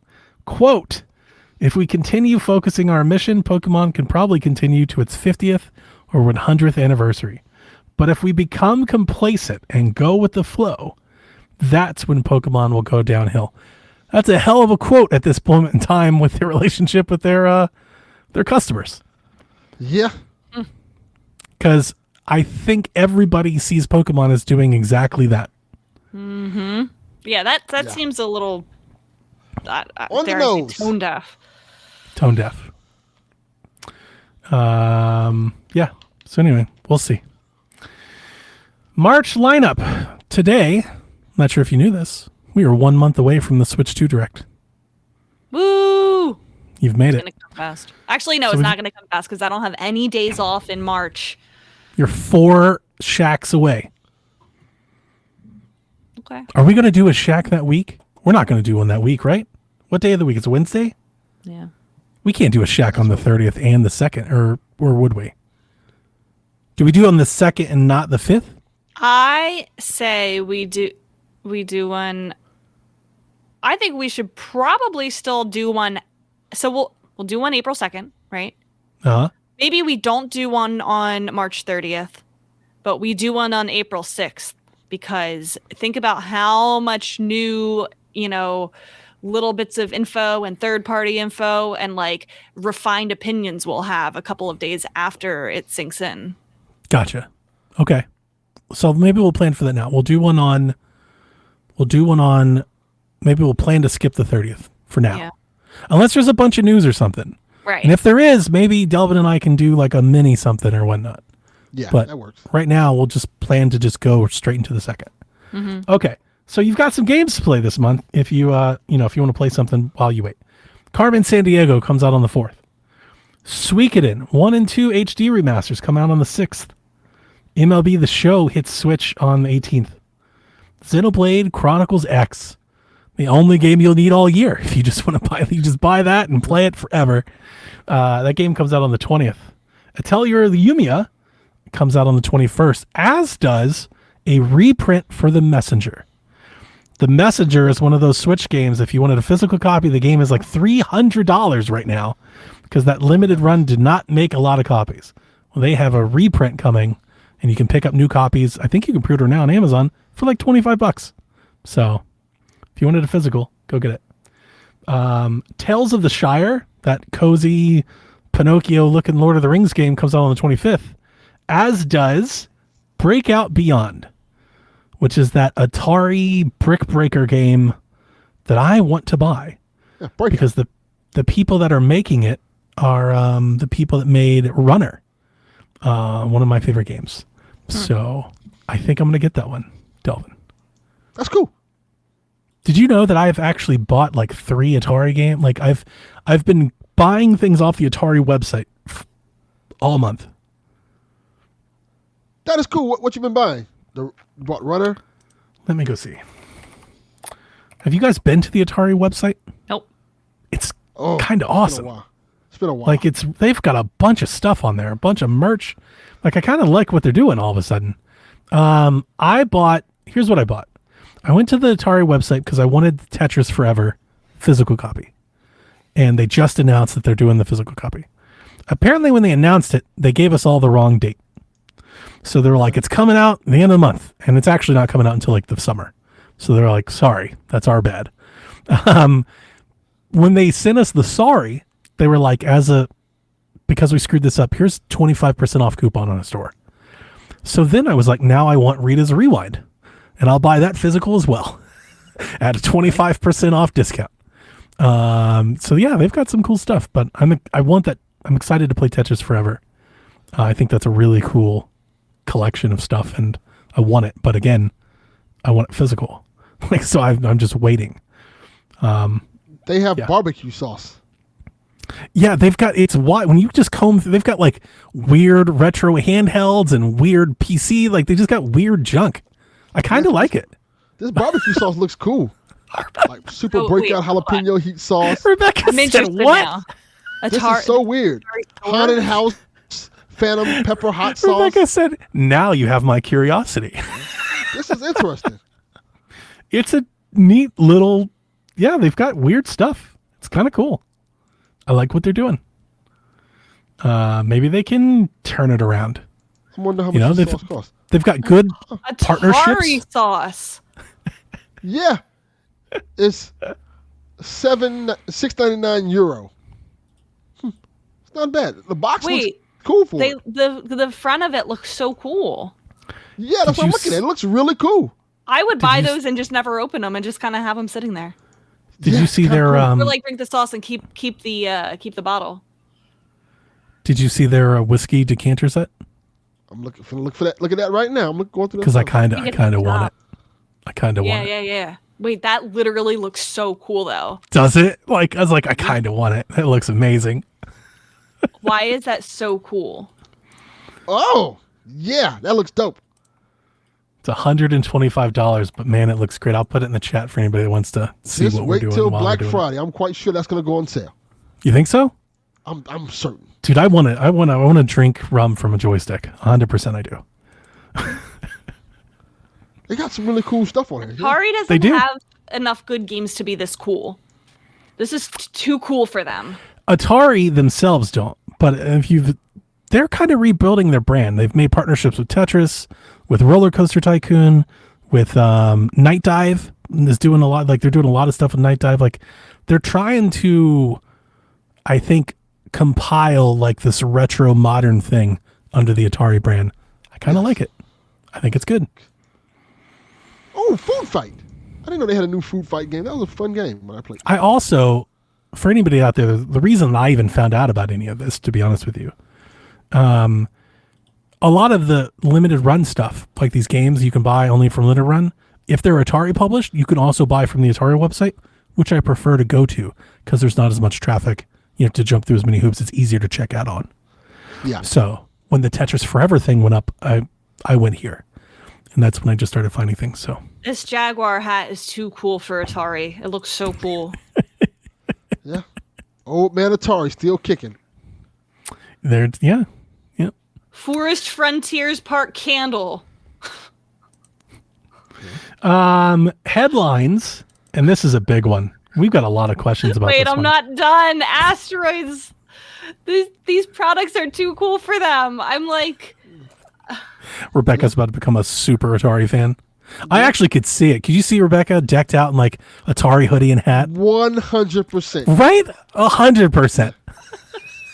She shows up at the next like conference. Any Atari games, but these It are doesn't so matter. cool. Doesn't matter. It's just retro. It's retro. Yeah. They have an AirPod case and a bucket hat. Yeah. And They're a good at what they corduroy do. Hat. Yeah. Their merch is actually quite, like their logo and like the merch and stuff they're doing is pretty awesome. Their swag is really good. So this Okay. Food Fight game is just Platoon, huh? Just Atari Platoon.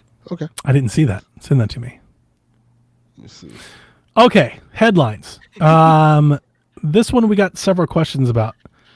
Do you want to do the questions now while we're talking about it, or do you want to wait? If the question lines up with the headline, sure.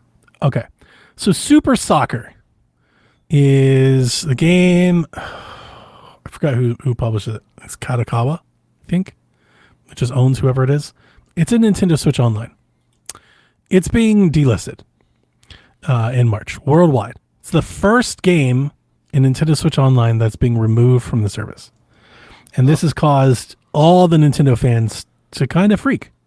Like, I think all the Nintendo YouTube channels, the blogs, Nintendo Lite, like everybody has an article or a video about what this means for the future of the service. And I'm laughing as I say that because I do find it somewhat funny. But that said, we got more, I think maybe until this morning, we had more questions about this than we did about Pokemon this week. So this has struck a chord with people. I don't really know why this is shocking or, curious to people. We've always said that this can and will happen. Correct.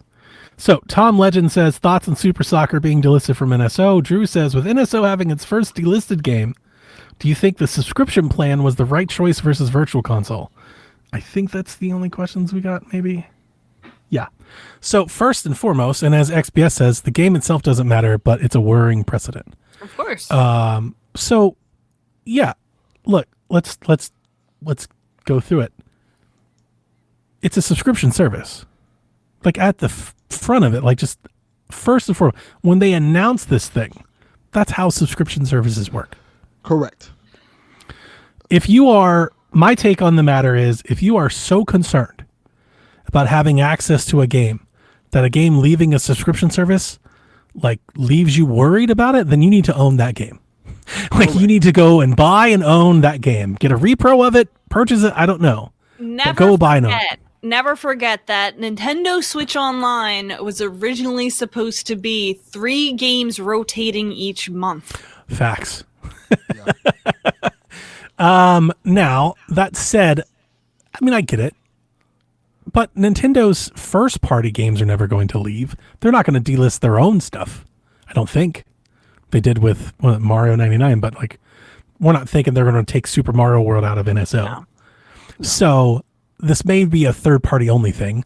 I know a lot of people, I think I've seen a lot of people are very concerned about GoldenEye because of licensing issues, which is, that makes a ton of sense. Yeah. And do I think it could be delisted? Yeah. Absolutely. I think someday it will be.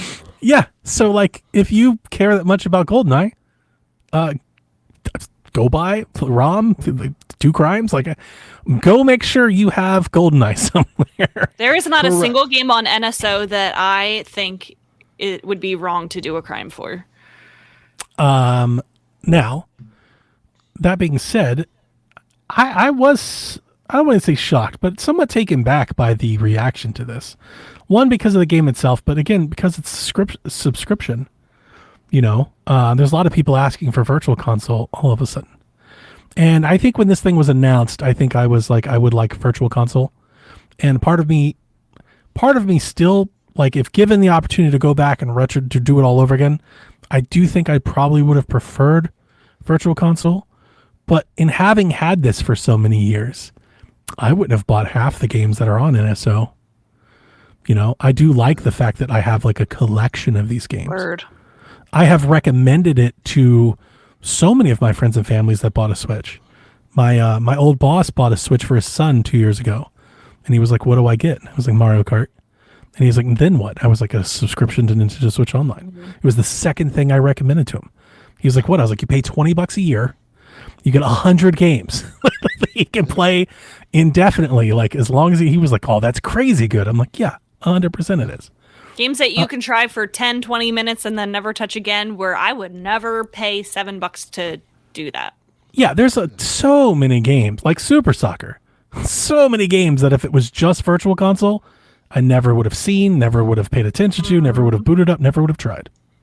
Yep. And then also, remember, as we talked about previously, Nintendo was very aware of their reputation for having selling people Mario Bros. And Super Mario World and Link to the Past over and over and over again, from the 3DS to the Wii to the Wii U, right? They're very aware of that reputation, and they didn't like that. They thought it was damaging to the brand. So they went subscription, and it's been very successful. They talk about how many subscribers they have. It gives them recurring revenue. I think they've won me over. I think this is fine. I like the subscription. I think it's good. I think there's a lot of value, and I think it's good. I'm not so concerned, and this is the point I really want to make. So everything I just said is to make this. I'm not so concerned with the lack of Virtual Console, because as like a gaming catalog history device, the Switch is kind of unparalleled. Even removing Nintendo Switch Online from the matter, there are so many old games that you can just buy on Switch Yeah. that I don't think like we need Virtual Console. Like, yeah, you can't buy Link to the Past, right? But you can buy Mario 64. It's in 3D All-Stars. You can buy like every Sega game. There's the arcade archives. You can buy Donkey Kong. You can buy Excite Bike. You can buy Capcom Museum. You can buy SNK. You can buy the Mega Man collection. You can buy the Final Fantasy Pixel remasters. You can buy Tomb Raider collections, the Castlevania collection. Like, if you're literally out there going, this is why we need Virtual Console, it's like, how many games would you actually be able to buy if you had that today that you can't now? Like 6? You can It's like- literally buy. It's like Bill and Super Ted's Mario Excellent World. It's like Super Mario World and Link to the Past are like the only games you can buy. Yeah. And just wait till they make Super Nintendo World Championships, and then boom, now you can buy those. You think they're not going to find a way to repackage some of that Super Nintendo content and sell it to us? They will. Right. Yeah. Just like they did with always do. yeah, just like they just did with the NES collection. Like, the Switch does not have a lack of you not being able to obtain ownership of old classic games. That's like one of my favorite things about the console. There's the Dragon Quest re-releases, right? And the remakes and the remasters. We talk about what is the Zelda game? I just lost my train of thought. The Game Boy game, Link's Awakening. Link's Awakening. Remake, like, they're gonna keep doing that into Switch 2 and then some. So like, what are we really arguing over here? Like, you can't buy, you want to own a digital copy of Link to the Past? It's like, I think there's avenues for you to figure that out. Yeah. Yeah. I mean, Do like I do. yeah, it sets a bad precedent, but it's nothing new. And I think it, everything you said is right. Just do what I do. Just go buy old games and old consoles. You'll be fine. If you care enough, like if you're like, I need to make a video about and spread awareness about that, then yeah, you need to own a copy of that game. You know, like, and listen, I'm not making fun of you. There's copies of games that I feel that way about. Guess what? Got it. Like, they're like right over here over my shoulder. They're over on the shelf. Like, yeah. You know, if it bothers you that much, if you're that worried, you're like, that's going to make me rethink my subscription. Then you need to own that game. Yeah. So I go get yourself to some flea markets, go get on eBay. You need to own that game. I just don't think there's that many. I think if people were to actually sit down, compare like what you can buy, what you can't buy in the subscription, for most people, I think that might be a handful of games at best. And give them time. They'll find a way to sell it to you. They're going to sell it to you. We're going to get Super Nintendo Remix or World Champion. Like, it's going to happen. Yeah. They're going to keep doing that. They're not going to... You think NES Championship was the last of that? No. You think we're never going to, like we got Mario 3D All-Stars? You think we're never going to get like a Zelda collection or something again? A remake? Yeah, that's going to keep happening. So I'm not too worried about it, personally. And I think the convenience of the subscription more than makes up for that. Anything else? I don't have anything else to say about that. All right. Gex Trilogy is coming this summer. It includes, again, speaking of a collection of old games you can buy, it includes the original 2D Gex from 1995 and the two 3D Gexes from 1998 and Gex 3 Deep Cover Gecko in 1999. So if you're get them before they get delisted from... Yeah. I think if you're a Josh Gex fan, a.k.a. the Geico Lizard, go ahead and buy it. I'll never I will not be forget... buying it. Rebecca, correct me if I'm wrong here, but I don't think I'll ever forget when Limited Run did their showcase and they were like, we're bringing back Gex. Rebecca was tweeting, she's like, who the fuck is Gex? I don't know if it was for Gex, but it was someone like that, I think. I remember it. Response. I remember it wholly because Gex was everywhere when I was 10. You know, he was in every magazine. It was big marketing, Gex. Yes. But, yeah. I'm sure I did with some say hot that. blonde woman with a tuxedo Right. on. Yeah, that was a thing. Like, okay, Yeah. this is weird. Oh, so funny. Delvin, this one's for you. The Bitmap Bureau have revealed the debut trailer for Terminator 2D No Fate, a new retro-inspired take on the 1991 Terminator 2 Judgment Day. Oh, I saw this. I was like, oh, I'm I hyped. bet you did. This looks good. This I think looks fun. everybody that saw it is like over the moon. This shit looks amazing. Yeah. Keep doing this. So. So we're all in on that. We're buying that day one. Yes. Cookie Cutter is a Metroidvania game that came out last year that I was pretty into.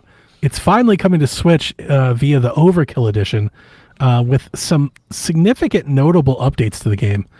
The first being a fully voiced dialogue for every character in the game. Oh, that's great. Yeah, it is. I was like, I probably should have waited to buy this, actually. There's new map features, including the ability to gauge completion status, brand new special moods and upgrades for Cherry, new cinematics, new balancing, new tweaks to the gameplay, as well as Nintendo Switch specific Easter eggs. That's pretty awesome. It's a beautiful game too. So I will be rebuying Cookie Cutter. Yeah, like I'll be beautiful buying game. I played a little bit of it. It's fun, violent, visceral. Yeah, I like that. It's gory. I like it. It's just so good. Reminds me, it's like very like Ren and Stimpy kind of. Yes. Yeah, I like it. Very much. It's good stuff. So, I like it. And I want the physical anyway, so I was probably rebuying it anyway. But I bought it and played it on PC. Didn't finish it. Played it for a few hours. Got gone on something else. Got busy. Forgot about it. So I'll be getting it on Switch. I think I played it on your request, and I like it a lot. It's just I just was so busy I didn't have a chance to get back to it. But this one I bought on the Ally, and then I got rid of the Ally. So I think that's probably more why I stopped playing it.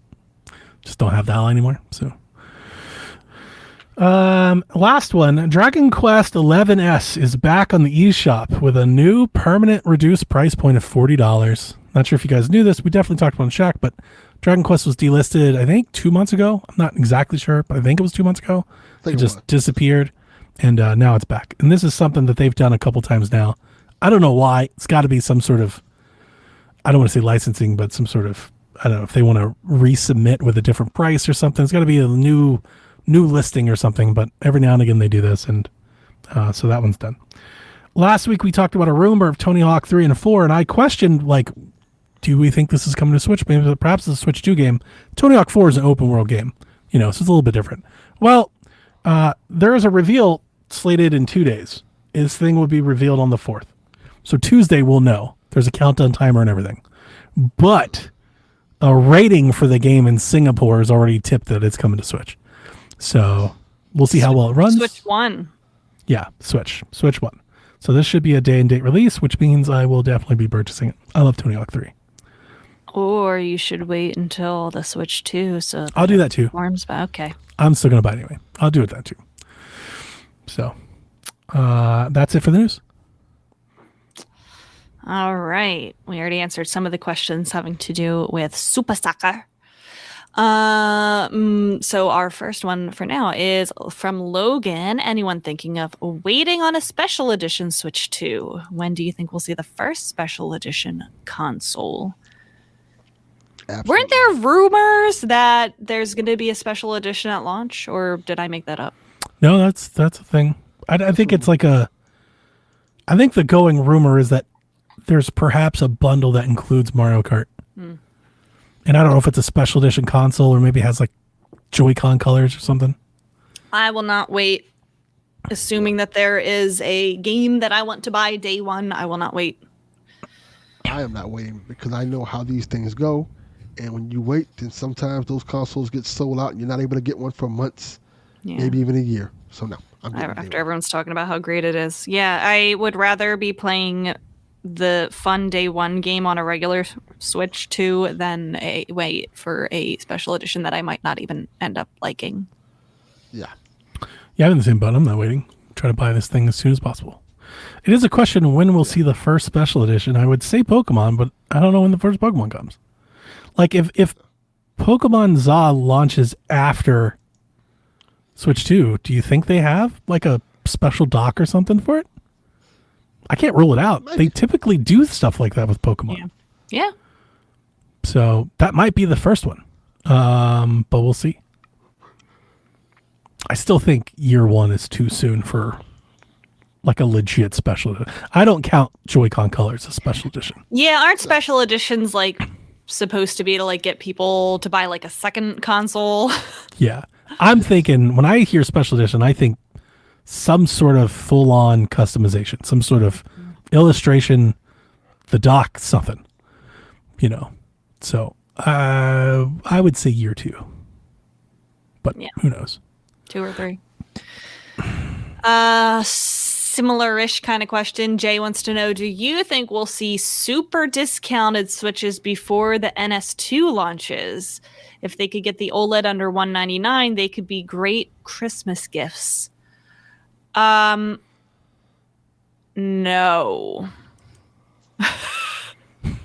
They are still full force advertising for the Switch One. I'm seeing like commercials for the Switch One as if there's not a Switch 2 coming, and people are buying them. They do not need to do a super discount. I don't even think they need to do a slightly discounted Switch. Hell, they're going to be selling the Switch 1 at full price even after the NS2 launches, Jay. I was thinking the same thing. That's crazy. But it's true. I don't know about that. 350 OLED next to a 400 Switch 2? Yes. That's crazy. They've got to discount it at some point. Maybe a $50 discount. Here, well, I mean, it's not going to be an OLED under $199. So they have the bundles now. Like we just talked about that. We have the Mario Wonder bundle. So that's a start. I think they're clearing out stock. So I don't know if that means a permanent price increase. I doubt it because we haven't seen them do that in a long time. Like on their main system. Decrease. Right. Yeah. Discount. I don't think that's going to happen. I think, what people are saying, like 300 at most. I would love to see it. I would love to see it. Just so they could run the numbers up on those total system sales. Mm-hmm. To me, it's not so much. I wouldn't look at the OLED. I'd look at the light. Give me some 99 lights. $99 light. Throw a game in there and let those bad boys like go off. I think that makes all the sense in the world. I miss those days. We used to do that with 3DS every now and again. We get some crazy discount 3DSs, and we haven't done that in years.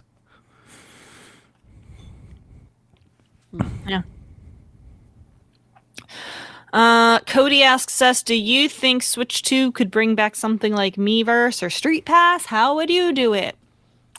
We've talked a little bit about what we want and what the rumors are with Campus. Right? Yeah, I forgot about that. Yeah. I don't think they'll bring back Miiverse, the name, Street Pass, the name. But I'm curious to see. Yeah, I think there will be a evolution. Yeah. Successor to those things. I like this Campus idea. People want it. Yeah. I don't know if what I have in my head is what they're planning. Probably not. But in my head, as I think I've said this several times, I want these things to tie into Nintendo Switch Online, and I'm now at the point where I want Nintendo to start packaging this stuff together. I think right now it's a little bit there's too much different things, right? So if you think about it, I'm just thinking out loud. If there's a Street Pass, if there's a Miiverse, we have the Nintendo Switch Online, the games, and the music app, it's too much.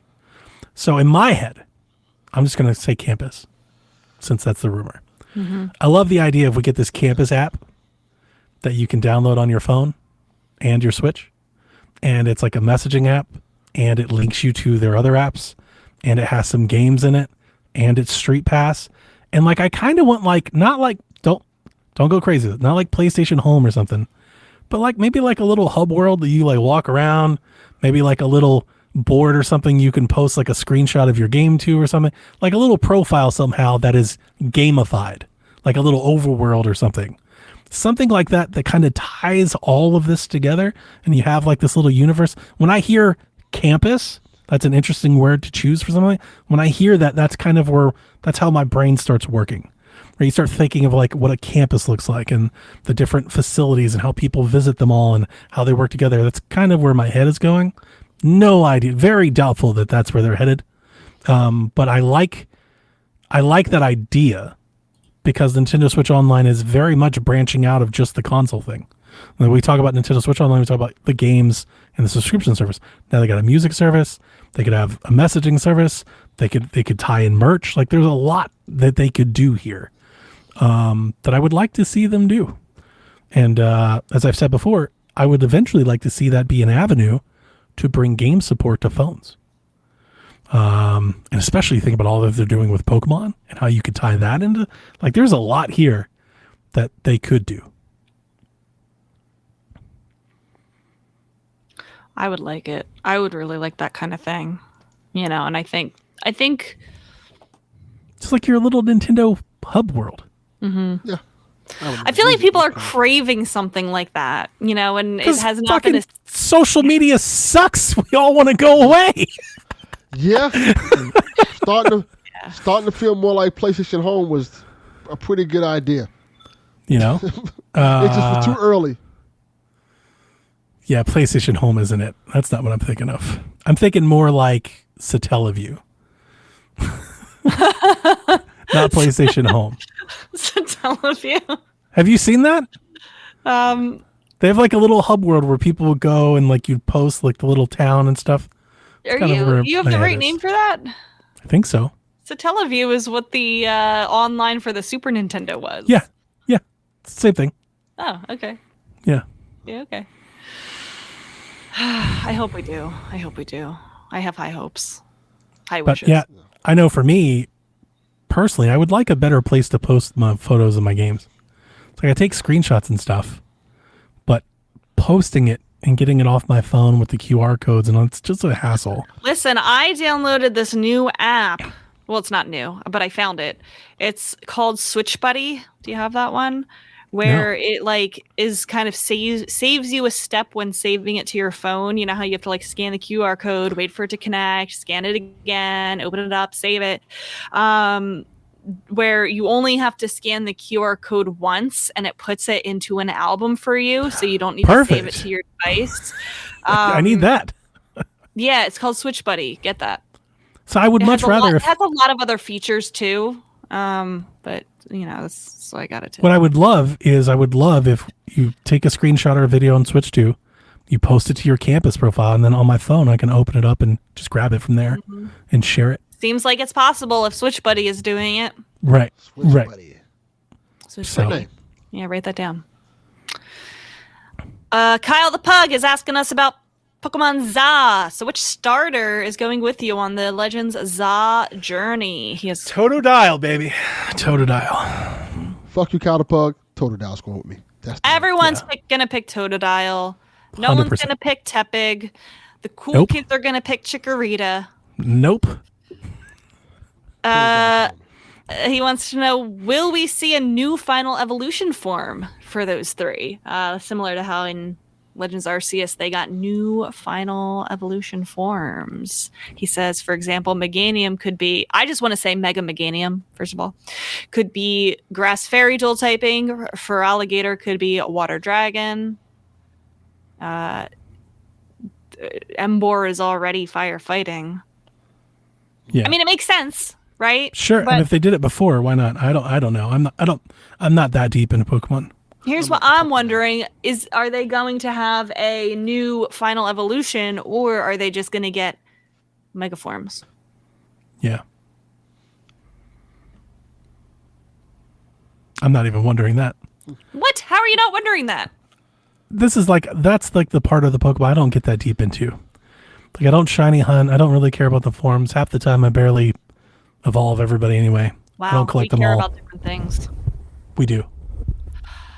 Yes. Kyle, I don't know whether it will be a mega or a new final evolution, but I agree with your Grass Fairy prediction. I think for Alligator, instead of Water Dragon, I think it will be Water Dark or Water Steel. And I think Embor will remain the same, firefighting. However, I would like to go out on a limb and make a safe prediction that I have not really... I don't see what people are saying about it, so I'm sure other people have said it, but I think they're going to shove more Charizard down our throats and give us Mega Charizard Z.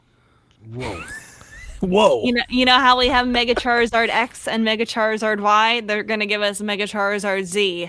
And maybe even Mega Charizard A, just because you can never have too much Charizard, according to Game Freak. Mega Charz. Just stop it. Charizard. I don't want It's like a big anything Z. down my throat. You're about to get 8 inches of Charizard. Oh my god. Y'all have to make it so sexual. This is what we do. Anyway, that's my prediction, Kyle the Pug. Fuck you, Kyle the Pug. If you didn't hear it the first time. I still like Jules. Like, even if I hate Tepig. Who doesn't? I like Tepig. I like No. Tepig a lot. He's very Oh. cute. No. I pick him and I name him Bacon. 19 inches of Charizard. Oh my god.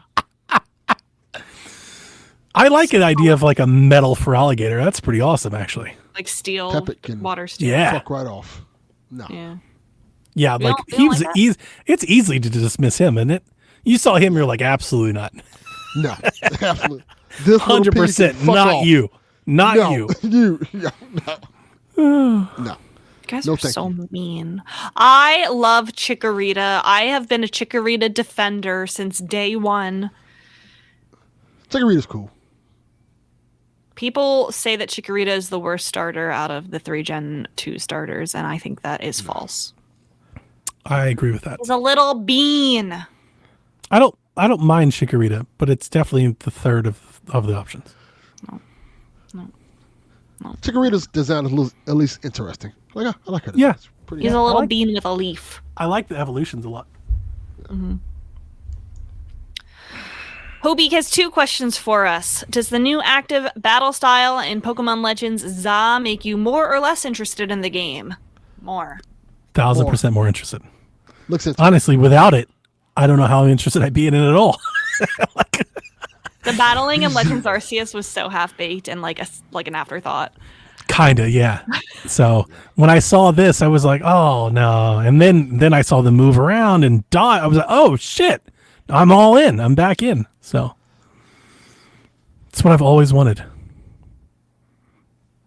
Oh, and Kyle, that's the reason why I don't think that if Mega Meganium is a grass fairy, I don't think that for Alligator will be Water Dragon, because that would make it like 8 times effective against for What a Alligator. bunch of nerds. People care about this, Donnie. Pokemon brings out of people. Back me up, Delvin. Yes, it is nerdy as shit. But what do you think? Do you think Pokemon it'd be does 4 it. times better than Steel or 8 times better than like who cares? That's literally what Pokemon battling is all about. Which is why I will never play Pokemon Champions. Get this shit out of my game. I just sit there. get Pokemon type effective battling against Get out of my Cubone, win. That's it, Oh right? my It's God. very simple. Get Cubone, profit. Hobie also wants to know, how do you feel about this entire game being contained in one large city instead of a whole region? Yeah, the lack of the open zones like Arceus is it's not great. Like I was like, this is also, is a little bit contained, you from part to part in it. yeah, there's sections, but like these little wild areas look small. Yeah. Yeah, Well, I'm here's curious the how thing. that looks. When I gameplay. am fine with it being contained to a large city if it feels like a large city. Yeah.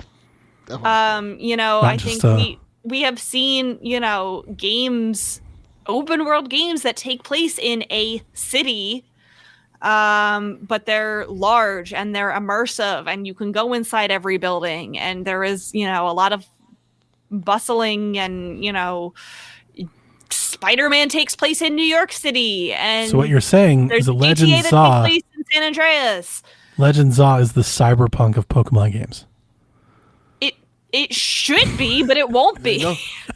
Yeah, let's go. So I'm fine with it if they can make it large and immersive and bustling and enough, that I am getting lost and don't know where the hell I'm going. Look But I here, have Ryan. fears. Atelier has 2 things that interest Donnie that Pokemon does not have. Facts. I'm just gonna leave it at that. Put 2 and 2 together for that one. So how do you guys feel about being contained in one large city? It's I'm not. fine as long as the city's expansive. It's not. It's not. like it's not.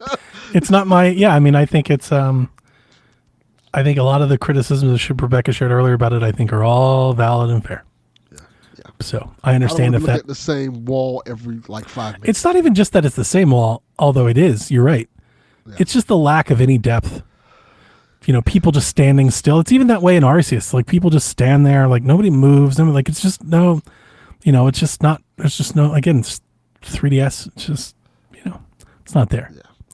This is not what we come to expect in our Lord 2025. It's really not what we came to expect. I mean, remember Skyrim was some time ago. So like we should have moved on beyond now. 15 years. So those criticisms are more than valid. They deserve Yeah. every bit of that brunt that they're getting. So Yeah.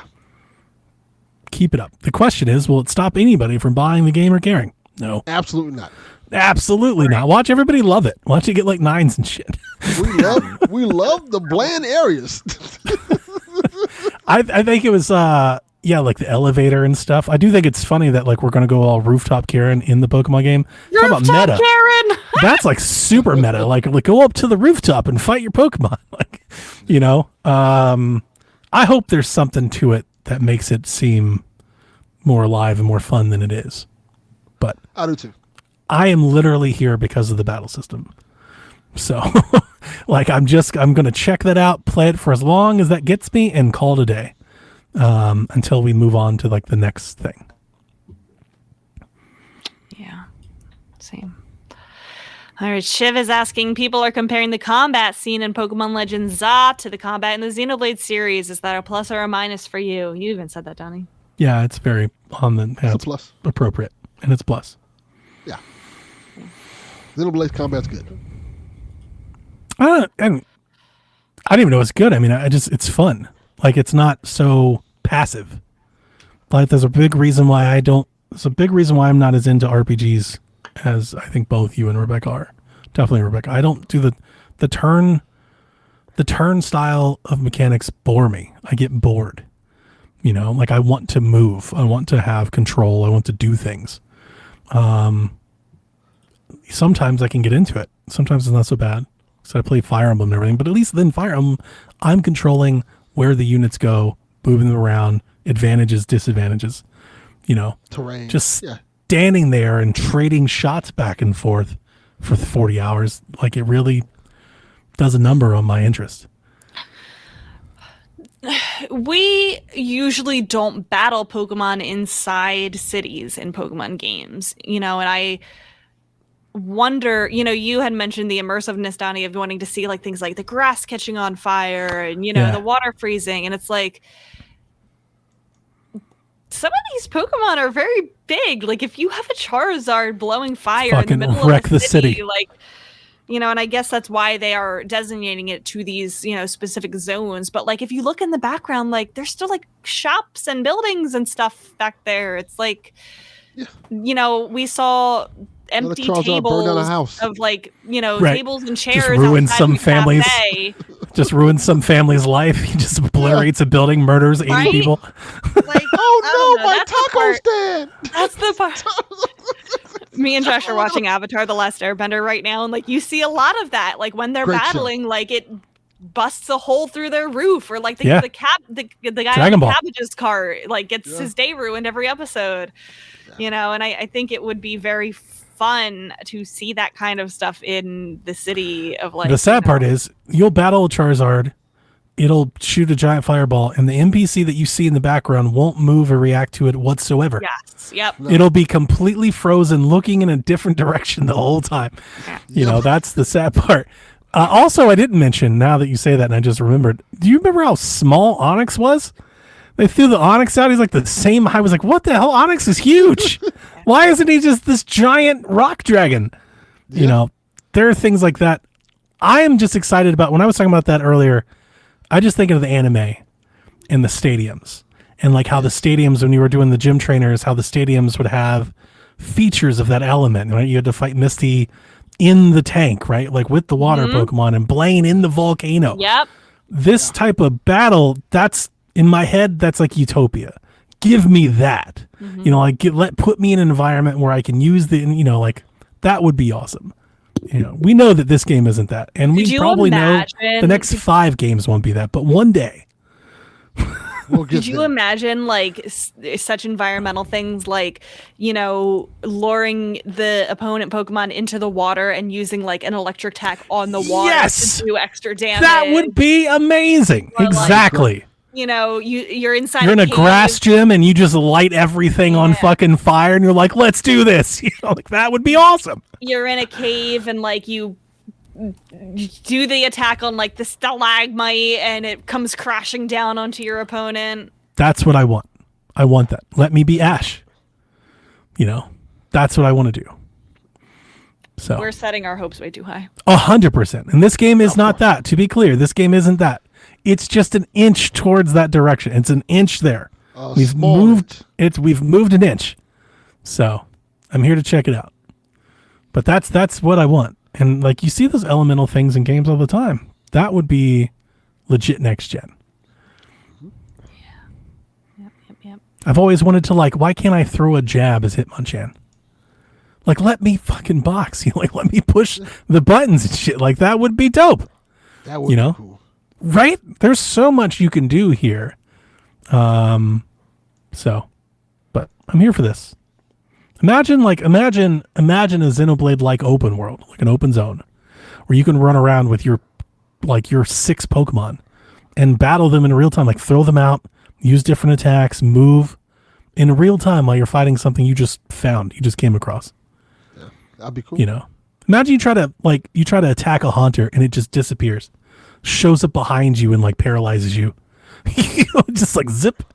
That stuff would be super fun. And then you would need to come up with a new strategy. Like, you'd have to actually think instead of just like grinding your Pokemon up to 30 levels above it.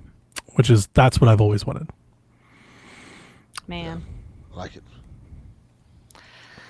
I think we just answered TPR's question just now. If you're enjoying Pokemon Legends Arceus, what would it take for you to really love ZA?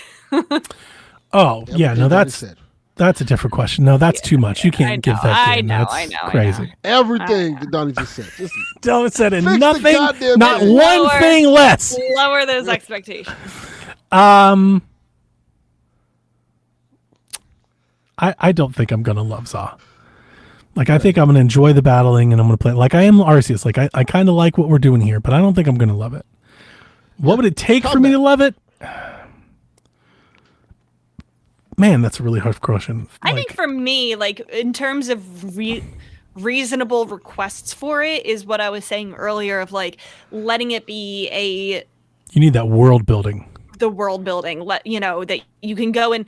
I get it, you can't go in every building. You wouldn't be able to do that in a real city anyway, but, like, let me have an abundance of shops and people walking around to talk to and people doing their daily routines and making it feel like I'm lost in a city. I need a taxi to get across town because I don't know where to turn.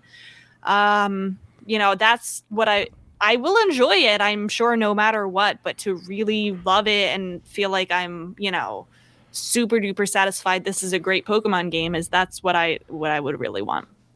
Satisfying combat for me. Combat, that feeling good, make me want to play it more, make me want to get in fights, make me want to level up my character to do things. I think that's something they can achieve. That's an achievable thing. I think that's Josh. I think we all mistakenly thought this would be a nice, safe city full of fantasy creatures instead of a crime-ridden war zone full of living weapons. Yeah, I mean, Hyrule says, let me rob people's houses. Now we're talking. Mr. Mime, where you at? It's so hard for me to even ask. Like, personally, I was going to say, like, a well-established, cohesive story. It's so hard to ask for that when like the NPCs don't even move. Yeah. It's just like I don't know. They're just there as like wallpaper. They're just background fodder. So for me, this game is ultimate. Like, I don't think I'm going to love it. Again, it's going to be really hard. But for me, I'm just here for the battle system. If that's super fun, that'll go a long way. They could also put Cubone in it, which I feel like hasn't been in one in like 4 or 5 now. It's been a while. That would help too. I'm excited. Do we think the battling, because they showed, do we think the battling would be more involved than it was in Arceus? Because that would help too. Yeah. Yeah, like I don't want I don't want to say super long. I don't want the primary focus to be like stealth game. No, I think that they made it clear that while battling was an afterthought in Arceus, it seems like it is one of the main mechanics and features in this one. So that'll help. Because that's already playing Arceus. I can't tell you how many times I've went to battle just because I want to, as opposed to just throwing the Pokemon. Like, yeah, but like it just doesn't feel right. It's like I'd rather do this. So. Right. That was our last question. Well, fun show. We made it. Long show for us, anyway. 2 hours, 13 minutes. We don't normally do 2 hours. Imagine how long the show will be on April 2nd when we're chatting with Delvin about the Switch 2. 8 hours. Happy birthday, Delvin.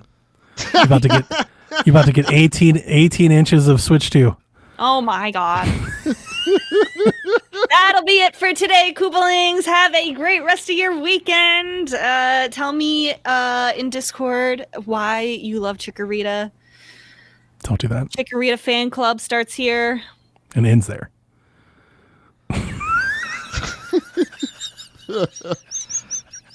Tell us about how much you love possums and how cute they are. Oh, they're so cute. No, they're not. Donnie sent me a good talk of a possum. It was like... Not this again. All right. We out? We're good. Whenever We're you're done. ready. See you next week, Koopalings. This is Frederick from Fire Emblem Awakening. And I forgot the line already. What?